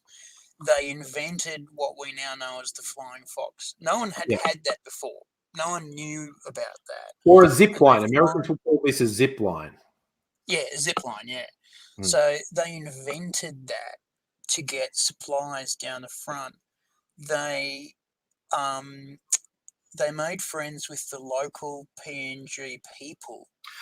That's another... PNG, because the PNG locals had heard about the atrocities that were happening up north. I want to point that out. We called them the Fuzzy Wuzzies, which was a friendly term for the native... Fuzzy Wuzzy Angels. The Fuzzy Wuzzy Angels, they were called. The Australian reservists, the Chocos, and the PNG natives held back the Japanese. The Chocos wouldn't have done it without the Fuzzy Wuzzy Angels. Wouldn't have happened. It was working together. The PNG natives and the Australian reservists slowed the Jap, and it was the first time anyone had slowed the Japanese advance in a fucking decade. And they held them just long enough for Curtin to get our veterans back from North Africa and the Middle East, and then they turned them back. It was literally the first time the Japanese had been turned back. And then the Americans joined in wholesale, and we gradually pushed the Japanese all the way back to actually Japan. And then we dropped the nukes on them because why the fuck not? Wanted to fucking scare the Russians. And, I fucking hate it when people say, oh, the nukes fucking stopped the Japanese. Bullshit. There's so many records of the Japanese going, they didn't give a fuck about the nukes. I mean, you firebomb Tokyo and you just Jesus, that was insane. Fucking getting nukes, and the nukes were all about scaring Russia. Yeah, it was everyone fixates on Hiroshima and Nagasaki, which were awful, but a lot of people don't understand. Tokyo got firebombed. Tokyo was made of wood, and it got firebombed. And it was fucking wonderful. Sorry, Left Wing Dorks is asking us why we're talking about Japan. Because, dude, we talk about anything and everything, and we jump topic to topic, and we don't give a fuck, man. We just don't care. We will jump topic to topic. It makes sense at the time. In retrospect, you can't necessarily make any sense of what we talk about, but it True makes story. sense at the time. Dottie, And what do you want? Pop is a member. I like this, Dottie. Your Pop was a member of the Inland Militia who was in a Darwin Defender, said the Chocos was the name for reservists because they would melt in the sun. Yeah, that was the thing. They were pretend soldiers. The reservists were called the chocolate soldiers. They'd melt and they were pretend. They weren't real. They were chocolate soldiers. They weren't really soldiers. They were there because they were forced to be there. They didn't want to be there. But fuck, when they were put to it, Jesus, they really. And there was this notorious thing where an Australian, I think he was a politician, he wasn't a soldier, went there when the reservists had retreated a little back to a base in PNG, and this politician's idea of inspiring them, saying they weren't allowed to retreat anymore, he was basically suggesting retreating was cowardly. And he said, the line that everyone remembers was he said, scared rabbits get shot. And he was talking to a bunch of guys who had seen their friends killed, who had seen horrible things. And apparently a bunch of these chocos were sitting listening to this politician from Canberra, just seriously going, should we fucking shoot this guy? Should we just fucking shoot him? And it was, in fact, an American general who said that. It was, in fact, an American general. Scared rabbits get shot, and he was from Canberra. He had come from Canberra.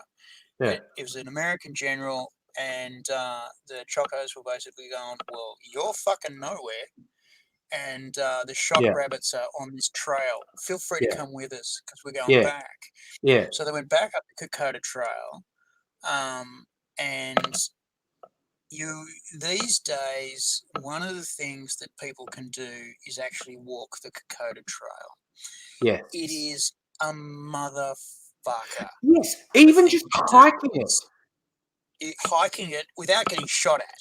Remember, without getting shot at. Right? And these guys went on this motherfucker trail, getting shot at the whole fucking time. Yeah. And really hard. People today hike it, and you've got porters. It's really hard. And you've got people to guide you, and you've got fucking they've got rope bridges and handholds. Didn't have that in 1940. Didn't have any of that shit. And they had to get fucking cannon, and they brought tanks and realized, that's not going to happen. And so they had to get artillery and fucking weapons and food and all the shit you need to sustain an army up this trail. Yes. And it's virtually uphill the whole fucking way. Yes, it's a jungle and it's a trail. It's not a road. It's single file going through mud and undergrowth and mosquitoes and leeches, and they were getting shot at the whole time. The whole fucking time, right? You've got animals trying to kill you, which the Australians were used to. You've got fucking special tropical diseases that no one knows what the fuck that is. Penicillin has just been invented. Yes. And the Americans are getting a shitload of it. The Australians aren't. And you've got stories coming back to Australia about the abuses that were happening to the Australian prisoners by the Japanese. And so there are birds that make machine gun noises because of the gunfire. Yes, true. That's really real. That is really real. There are birds in Papua New Guinea that make machine gun noises because of World War II. And they know if they make machine gun noises, everyone's going to hit the deck. And so they're going to be safe.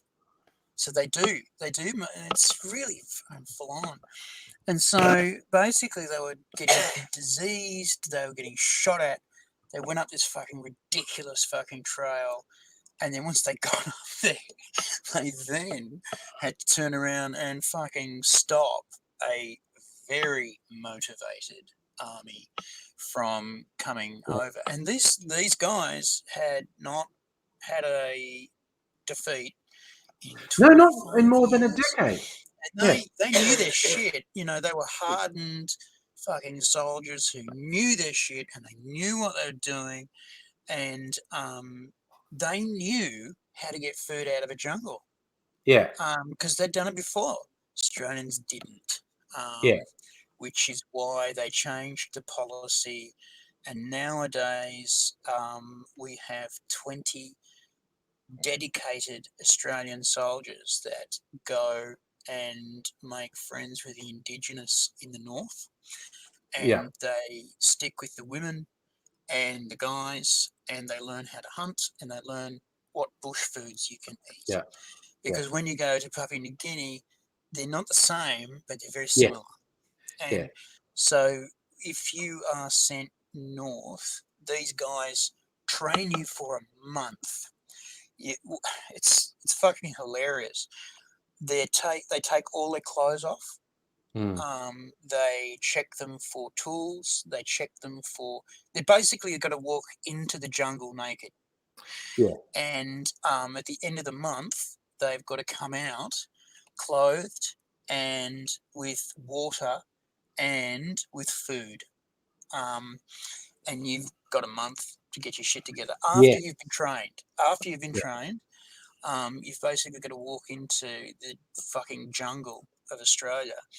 And look, it's not a piece of piss because where they go, there are saltwater crocodiles, and they call these things black dogs, right? Yes, yes, Because yes, in the night time you can hear barking, like yes, all these dogs are barking, and you yes. go, "Shut the fuck up, these dogs!" And the guys go, "No, no, no, no, no, don't." Don't go and shut up the dogs because they're Yeah, saltwater crocodiles. yeah. And these Other things, motherfuckers are, reptiles make weird noises. We have they do. lizards. We have what we call barking geckos. There are a whole bunch of reptiles in Australia that make a noise that sounds like a dog. Yeah. And the flat dogs, the crocodiles, The flat dogs. will I eat, love that. The flat dogs. yeah, they will eat the shit out of you Yeah, as soon as they they get a will. chance. They really will. The thing is, you can't run away from them because they can run faster than you. Oh They my can god, they run get at across something. mud. This is the thing. I've been up in Darwin and in Kakadu and stuff, and they love the mud bits where humans will sink up to their knees in mud, Mm-hmm. so move at approximately 5 meters a minute. The Mm. crocodiles have worked out they can skim across the top of the mud. They can cover 100 meters in about 20 seconds. So Yeah, basically, and if that's you not them going real quick. no, It's if just them if doing a you end thing. up in their world, you are fucked. You are fucked. Another thing that happens is you'll be in the water and your Yeah. canoe will break and you'll get up in a tree, right? Get a belt. Get a belt because what happens is the crocodile will come up to your tree and go, "Oh, I think I'm going to eat you." And you Yeah. go, "No, no, I'm going to wait up here in the tree because you can't Yeah. climb a tree." And the Yeah. crocodile goes, "What I can do is wait for 2 weeks for Yes, you to go to crocodiles sleep and fall in basically the water." stop their metabolism, and they will Yeah, sit they just motionless shut down. for age. I remember there's the aquarium in Sydney, and there's a crocodile bit in it. And what you will see, and this is very bad that people do this, in the crocodile enclosure, all these crocodiles sit there utterly motionless with their mouth open. So they look like they're not real. They look like they're plastic. And there are coins everywhere in their enclosure because people throw coins at them to see if they're real because they're not moving and they don't think they're real. And even when they have coins thrown at them, they won't move. And because they have their mouth open, which is a temperature regulation thing. And Yeah, yeah. that's days on end. They won't move for days on end. You can, and there are multiple, it doesn't happen all the time, but I've seen multiple stories in my life in Australia of someone who goes up a tree to get rid of crocodiles. And the crocodile sits at the base of the tree for fucking days. Yeah, they'll sit there 2 weeks. They'll Yeah. basically sit there for 2 weeks waiting for you to fuck up. I'm And going to throw in. what Yeah, you sorry. need is someone to rescue you, or you're screwed, basically. I want to respond to a couple of comments. Safa's asking, how close did the Japanese get to Port Moresby? I looked it up. They got within 50 kilometres of Port Moresby, Yeah, which is a day's they got real march. close. They got to. They And were Safa, actually starting to plan yeah, using the cricket oval as a uh, airstrip. They were starting to plan what they were going to do to Port yeah, Moresby. They were yeah. And making real plans. Safa also asked, did they expect PNG to be easy? Yes, they did. And Oh, we yeah. also had Oh, Aussie yes, Gun Bunny and David Hill came in to say g'day. G'day to both of you. Oh, good. Here's a question. Guys. Left Wing Dork asking you a question, ADZ. Have you seen a crocodile or been close to one? Yes, I have. I had a things holiday in Darwin. Yeah. Sorry? I said I had a What'd you holiday say? in Darwin where I got reasonably close to them, but in a safe way. I had a gig in Darwin, and one of the things that they did was Side trip, they that's said, where you right, fell out of an airplane. Sorry. that's where I fell off the airplane. Yeah. I had to I throw that in. was mildly pissed at the time. It was on the ground, Oh, okay? very It pissed. was on the tarmac. Yeah, well, they hadn't pushed the stairs up, and I was in business class, and I was drinking the whole way. And what I didn't know was the pressure difference of how pissed you are changes as you come down. So you're fairly pissed up in the air, but when you come down on the ground, you're fucking shattered. And so I was at the front of the plane, and the doors open, and I'm going, okay, I'm going to get out of the plane now. And the steward's gone, oh, whoa, whoa, whoa, no, buddy, wait for the stairs. And I've gone, all right. And then she's turned around to get someone's coat. And I've gone, oh, okay, it's cool. I've walked past her back and stepped out of the plane, fallen like a couple of stories, and gone splat on the ground. And the next thing I remember is all these high-vis jackets looking at me in a circle. Yeah. I'm going, yeah, go guys, how you going? And then I was treated really, really well until basically I said, I'm not going to sue anyone. And they said, well, you can fuck off then, you fucking pissed loser. That's a couple meters falling from the airplane door to the tarmac. That's a couple meters. No, a couple of stories. Well, 10 meters? Yeah. Like if you fall out of a 737, it's like it's like a house story. I fell out of a 767, and it's like 2 stories. So about 10 meters. It's like, I know, you don't think it's that tall, but it really is. It's really that far off the ground. That's a long way to fall. But also, you were saved by But being... I was shattered, so I fell floppy. You were floppy. Yeah. It's the falling floppy that preserved you. Yeah, and that's, and they say God takes care of drunks and little children.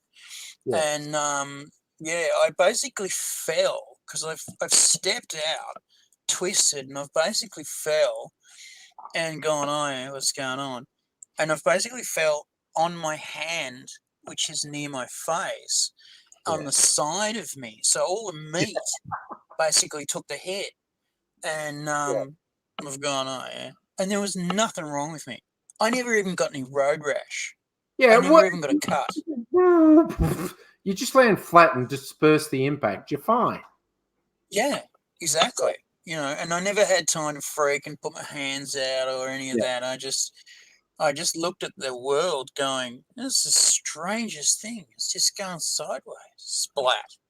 We were people asking about how close you've been to crocodiles. When I had a holiday in Darwin, the 2 places I got closest, one was a crocodile farm because they have lots of crocodile farms, which are weird and freaky because they have hundreds of crocodiles in what's basically a fucking in-ground pool.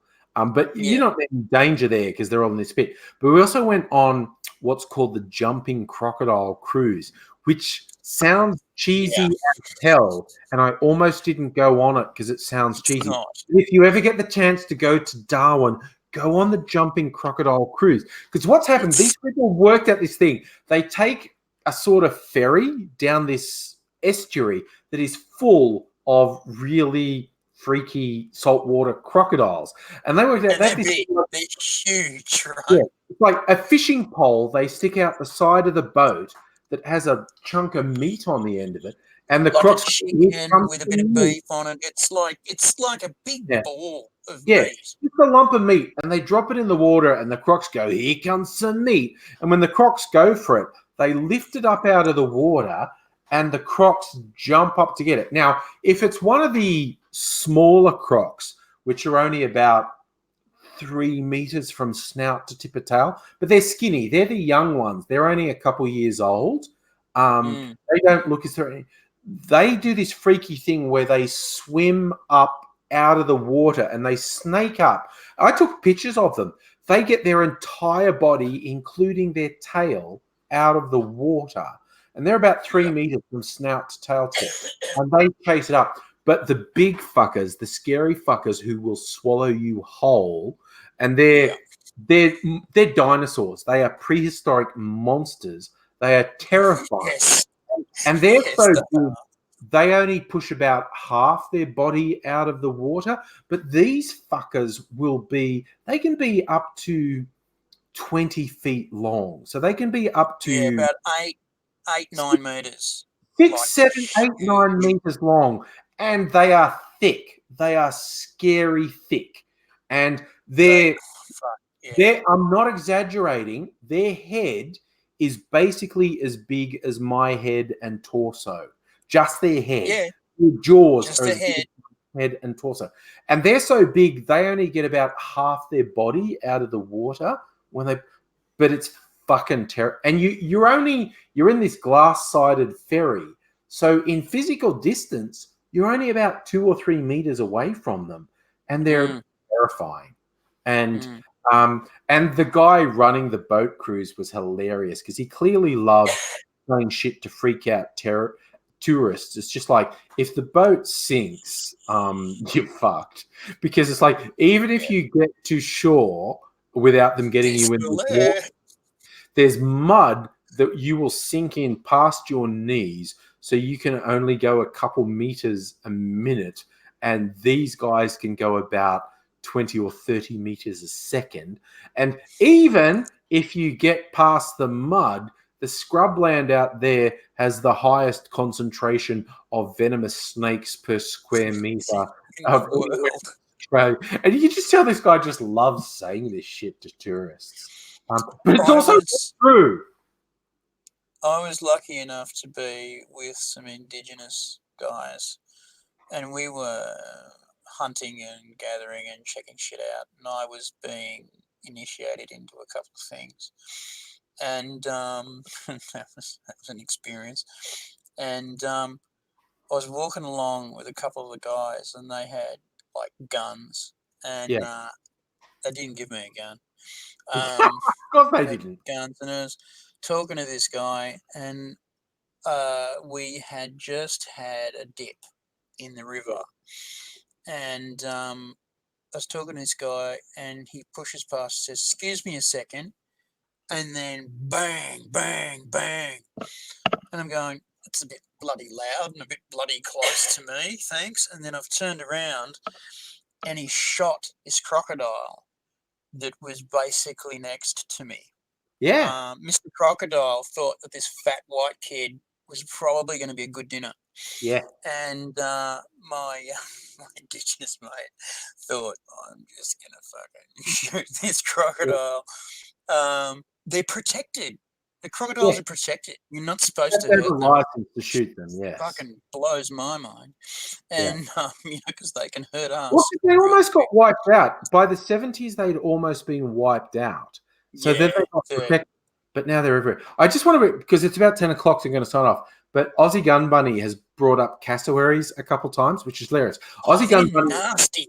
He's nasty as fuck. Ex-army, and on maneuvers he's come across. If you don't know what cassowaries are, I like to call them prehistoric dinosaur murder birds. Yeah. If you watch, Fucking, if you don't know how to headbutt someone, look yeah, at cassowary. if you look at the more recent studies into dinosaurs, and like even Jurassic Park, the velociraptors are modeled on birds, our modern raptors, birds of prey, because we now realize a lot of the dinosaurs were quite closely related to birds we see today, and A lot of them had feathers. the, A lot of them the, had feathers. yeah, we now believe a lot of dinosaurs had feathers. But cassowaries have this fucking ridge of, it's not really bone, but it might as well be bone on their head. It's the same stuff that nails It's and it's chitin. It's rhino chitinous, tusks are made out of. It's chitinous hair. It's a cartilage. kind Yeah, of hair, but yeah, it's tough as fuck, yeah. It's and chitinous it's cartilage. right on their head. Yeah. You know, They're like and they've got murderous this pretty. emus, basically. Oh, they're Because like murderous emus. So they've got yeah, this beautiful iridescent coat. But they if you are get too beautiful birds. close, They're beautiful they birds. will fucking hurt you. They are also Um, homicidal prehistoric murder birds, and yeah, they are very closely related to dinosaurs, and they are very aggressive, and they will fuck you up. Um, yeah, they're amazingly aggressive. I mean, emus are not friendly. They yeah. will hurt you. But But cassowaries will kill you. emus are inquisitive. One of my favorite things about emus, and people think you're joking when you say that, if you see a group of emus when you're on a bushwalk, you do this thing. If you lie down on your back and pedal your legs in the air as if you're riding a bike, the emus will go, "What the fuck is he doing?" And they're What a, curious. Emus are curious, and they will come right up to you, going, "What is he doing?" Cassowaries, on the other hand, will just go like, "I don't like you. I think I'm going to kill you." And yeah, uh, just regularly. they're fucked up. And I mean, like Aussie Gun Bunny has funny stories about cassowaries fucking scaring people on maneuvers. They're just fucking messed up. Cassowaries. It's just this bird that knows it's a dinosaur and wants to kill you just for a fucking laugh. I mean, but let's get reasonable here. Most Australian animals will kill you. Yeah, but So, for most of them, it's not personal. Cassowaries, I kind of think yes, that's true. cassowaries and magpies are making it personal. Yeah. We're in swooping season now, springtime in Australia. Nesting birds, magpies in particular, but noisy miners as well. But they're not so scary because they're fucking tiny. I've got a But video on magpies, YouTube channel a couple of years ago being attacked by noisy miners in a park, but they're only this big. They're not that scary. Magpies are bigger with a big fucking beak, and magpies take shit personally.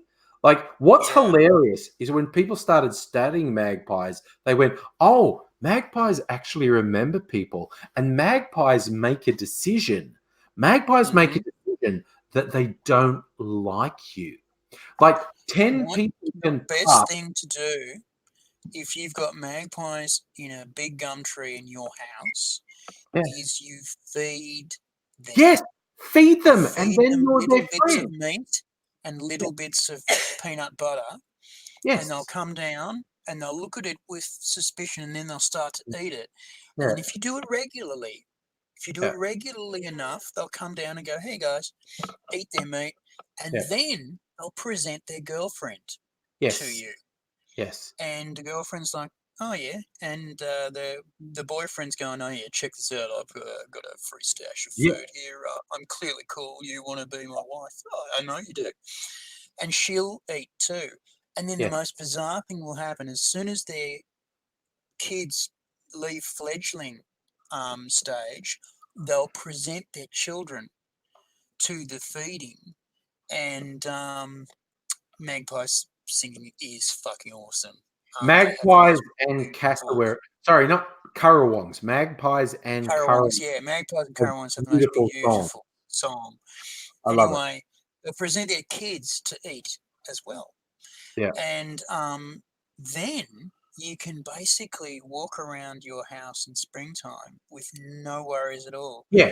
because they'll It- pop down and say, oh, hey, man, how you doing? Yeah, things are good. Yeah. Yeah, all right. Yeah, like They're cool. But anyone else yeah, comes near, fucking attack mode.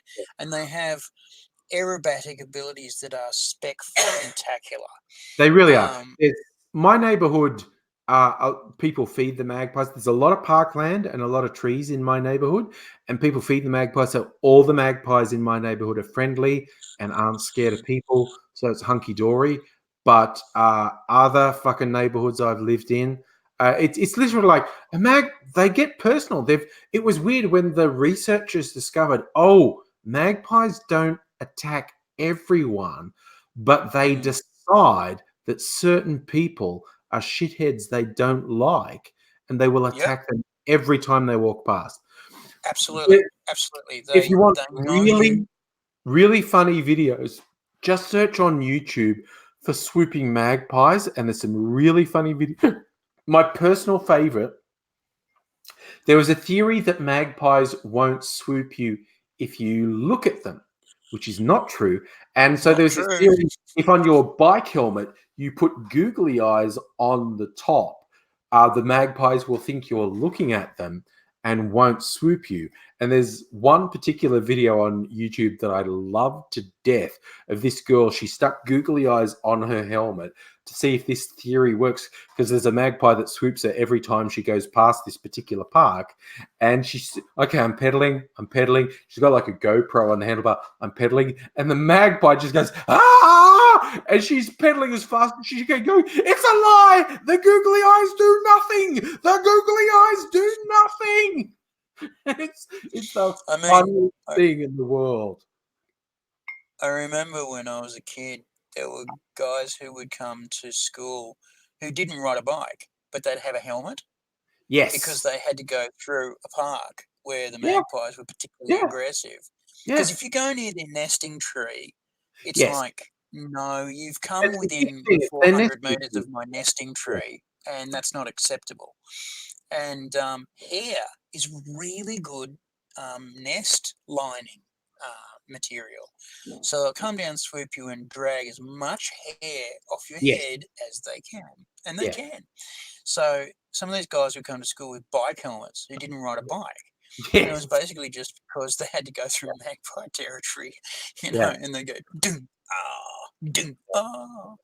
And, at least with the helmet, they had a measure of protection against the magpies, who would hit them anyway, because, fuck it.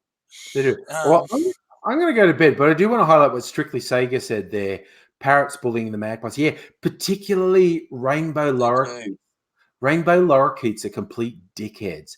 Rainbow lorikeets are the dickheads of the parrot world. They're fucking jerks. Yeah. They're very beautiful. But I'll tell you what else. What the funniest thing is the cockatoos, right? Yes. You get the sulfur-crested cockatoos, which is the most numerous, right? Yes, there's a lot of them. They sort of hang around in big groups, so they don't get hassled. But then there's the biggest cockatoo we have, which is the black cockatoo. Oh, that's got a red mohawk.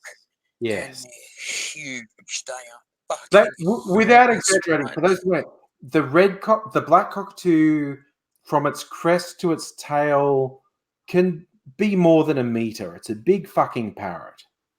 Yeah, it can be more than a meter, easily. And as soon as you can be in the bush and watch all the birds fuck off, they just run. That's strange. What's going on there? And then the big black cockies come in and go thump, thump, thump. You can hear them land on branches. They're that big. Yeah. The funniest thing I've seen 2 meters. These black cockies come in, and this black cocky jumped on this branch, and it broke under him. And the other black cockies are going, and then he's gone and beaten up one to stand on his branch.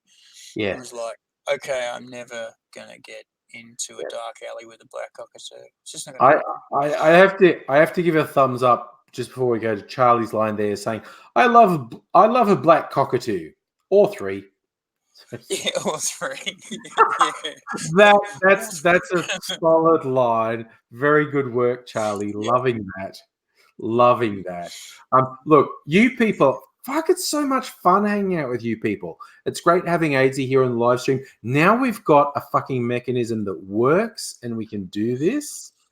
And you people are always so awesome to hang out with. It's so much fun doing these live streams.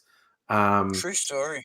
So thank you all for joining us. It has been wonderful. I am going to go to bed. It is a work night. Got to go to work tomorrow. It is a school night. It's a school night. I don't have to go to the hospital tomorrow. Fuck you. Sorry. I've had to go to hospital every. I know fucking you've day been to this hospital week. a lot recently. Yeah. Because It's they either want to fucking do the follow up from my broken bones, which yes. are still broken, or Yes. they want to check shit out. And today I went to the dermatologist and fell asleep, and they thought that I'd run off after checking in. And so they called my phone, and then someone said, his phone's ringing. And the nurse and the doctor and the registrar have gone, are you all right? And I've woken up and gone, oh my God, I'm so sorry I fell asleep. And what it was I'd woken up at 4 o'clock in the morning because it takes me 2 hours to get dressed. And then I got the Melbourne public transport system, which takes an hour and a bit to get to hospital. I got there early. I'd eaten breakfast at the cafe, never again. And I got up there, but I'd had like 2 hours sleep every night for the last like 4 nights. Yeah. And I was just fucked. Yeah. And I got there and crashed. Yeah. And basically they thought that I had fucking had a seizure because I do Oh. that. And they basically it is a bit Strictly Saga, and thanks, man. I love it. Strictly Saga said that after being in part of watching videos for so long, it's like hanging out with friends. Aussie Gun Bunny chimed in, and that is what it is. Like seriously, I go to work tomorrow. People say, "What did you do? You know, how was your night last night?" I'm not going to say I did a live stream with YouTubers. I'm going to say I hang out with friends because they don't need to know I'm doing YouTube. Yeah. I'm hanging out with friends. I hang out with some cool people. This is a hangout. It was really good. We chatted about a lot of stuff. It was great. Yeah. It was fucking great. This is like a pub. This is the equivalent Angry of a pub. had a Brexit cocktail, which scared me. Yeah. And, so they thought I had a seizure, right? And then they had like lots of people around. I'm going, no, I'm good. I just crashed. Sorry. And I went in, and I was at the dermatologist, and I was going, look, I don't want to be rude, but I don't know why I'm here. Because I've got 14 different specialists, and why are we adding dermatology? Because my skin's fine. Yeah. And they said, they were a bit worried about the skin on your legs. I'm going, don't worry about that. It's just varicose veins. They're going to cut them all out. Yeah. And then they looked and they went, oh yeah, they're going to cut them out. Oh yeah, you have got varicose. Wow, you've got varicose veins. Yes. In the meantime, could you put some moisturizer on your legs, because it looks like crocodile skin, and that's not okay. And I'm going, look, I'm going to put my compression stockings on and moisturize my legs once I can bend my body. Oh my God! Ribs, yeah. And once I can use my left arm because it's got a broken.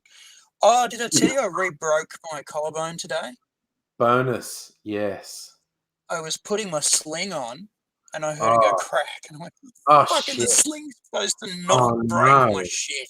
No. The sling's supposed to make it okay. Yeah, no, that's not right. That's not right at all. Right. No, that's not call them up and go, your sling broke me again. Yeah. Give me more drugs. You're breaking the rules. Breaking the rules. All right, so I'm seriously going to go to bed. I agree with you, Charlie. Right. In many ways, this is better than hanging out in the pub. I always say at the end of these things, thanks for hanging out. I enjoyed it. But for real, I really enjoy this. I really enjoy hanging out with people. It's a lot of fun. It's wicked I when have a lot of mobility issues, and I don't get Yeah. to talk to a lot of people, and it shits me because I Yeah. get stuck. Yeah. Especially now when I've got a lot of Yeah. broken shit. And this So many happens sort of broken things. semi-regularly to me. And I really, Yeah. fuck, I hadn't been out of the house in 3 weeks Yeah. before we did the first one of these. And Yeah. I hadn't spoken to anyone, and it was Yeah. boring as fuck. Yeah. Because my partner, boss of the house, Yeah. boyfriend, boss of the house, he's got work to go to and he's got uni to go to, so he's fucked off for most of the day.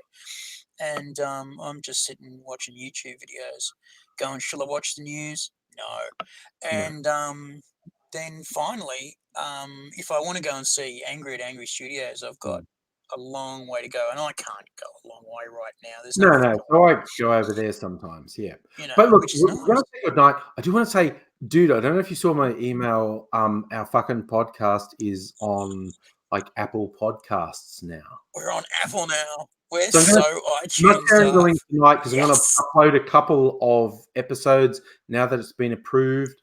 You'll be able to hear podcasts with me, Aidsy, and other people on Apple, and we're going to keep doing it. We're going to keep doing live streams. So look after yourself, one and all. You are all fantastic.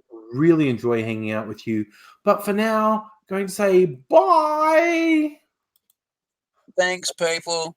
Good to see you. Thanks. Never know how long it takes this to go out.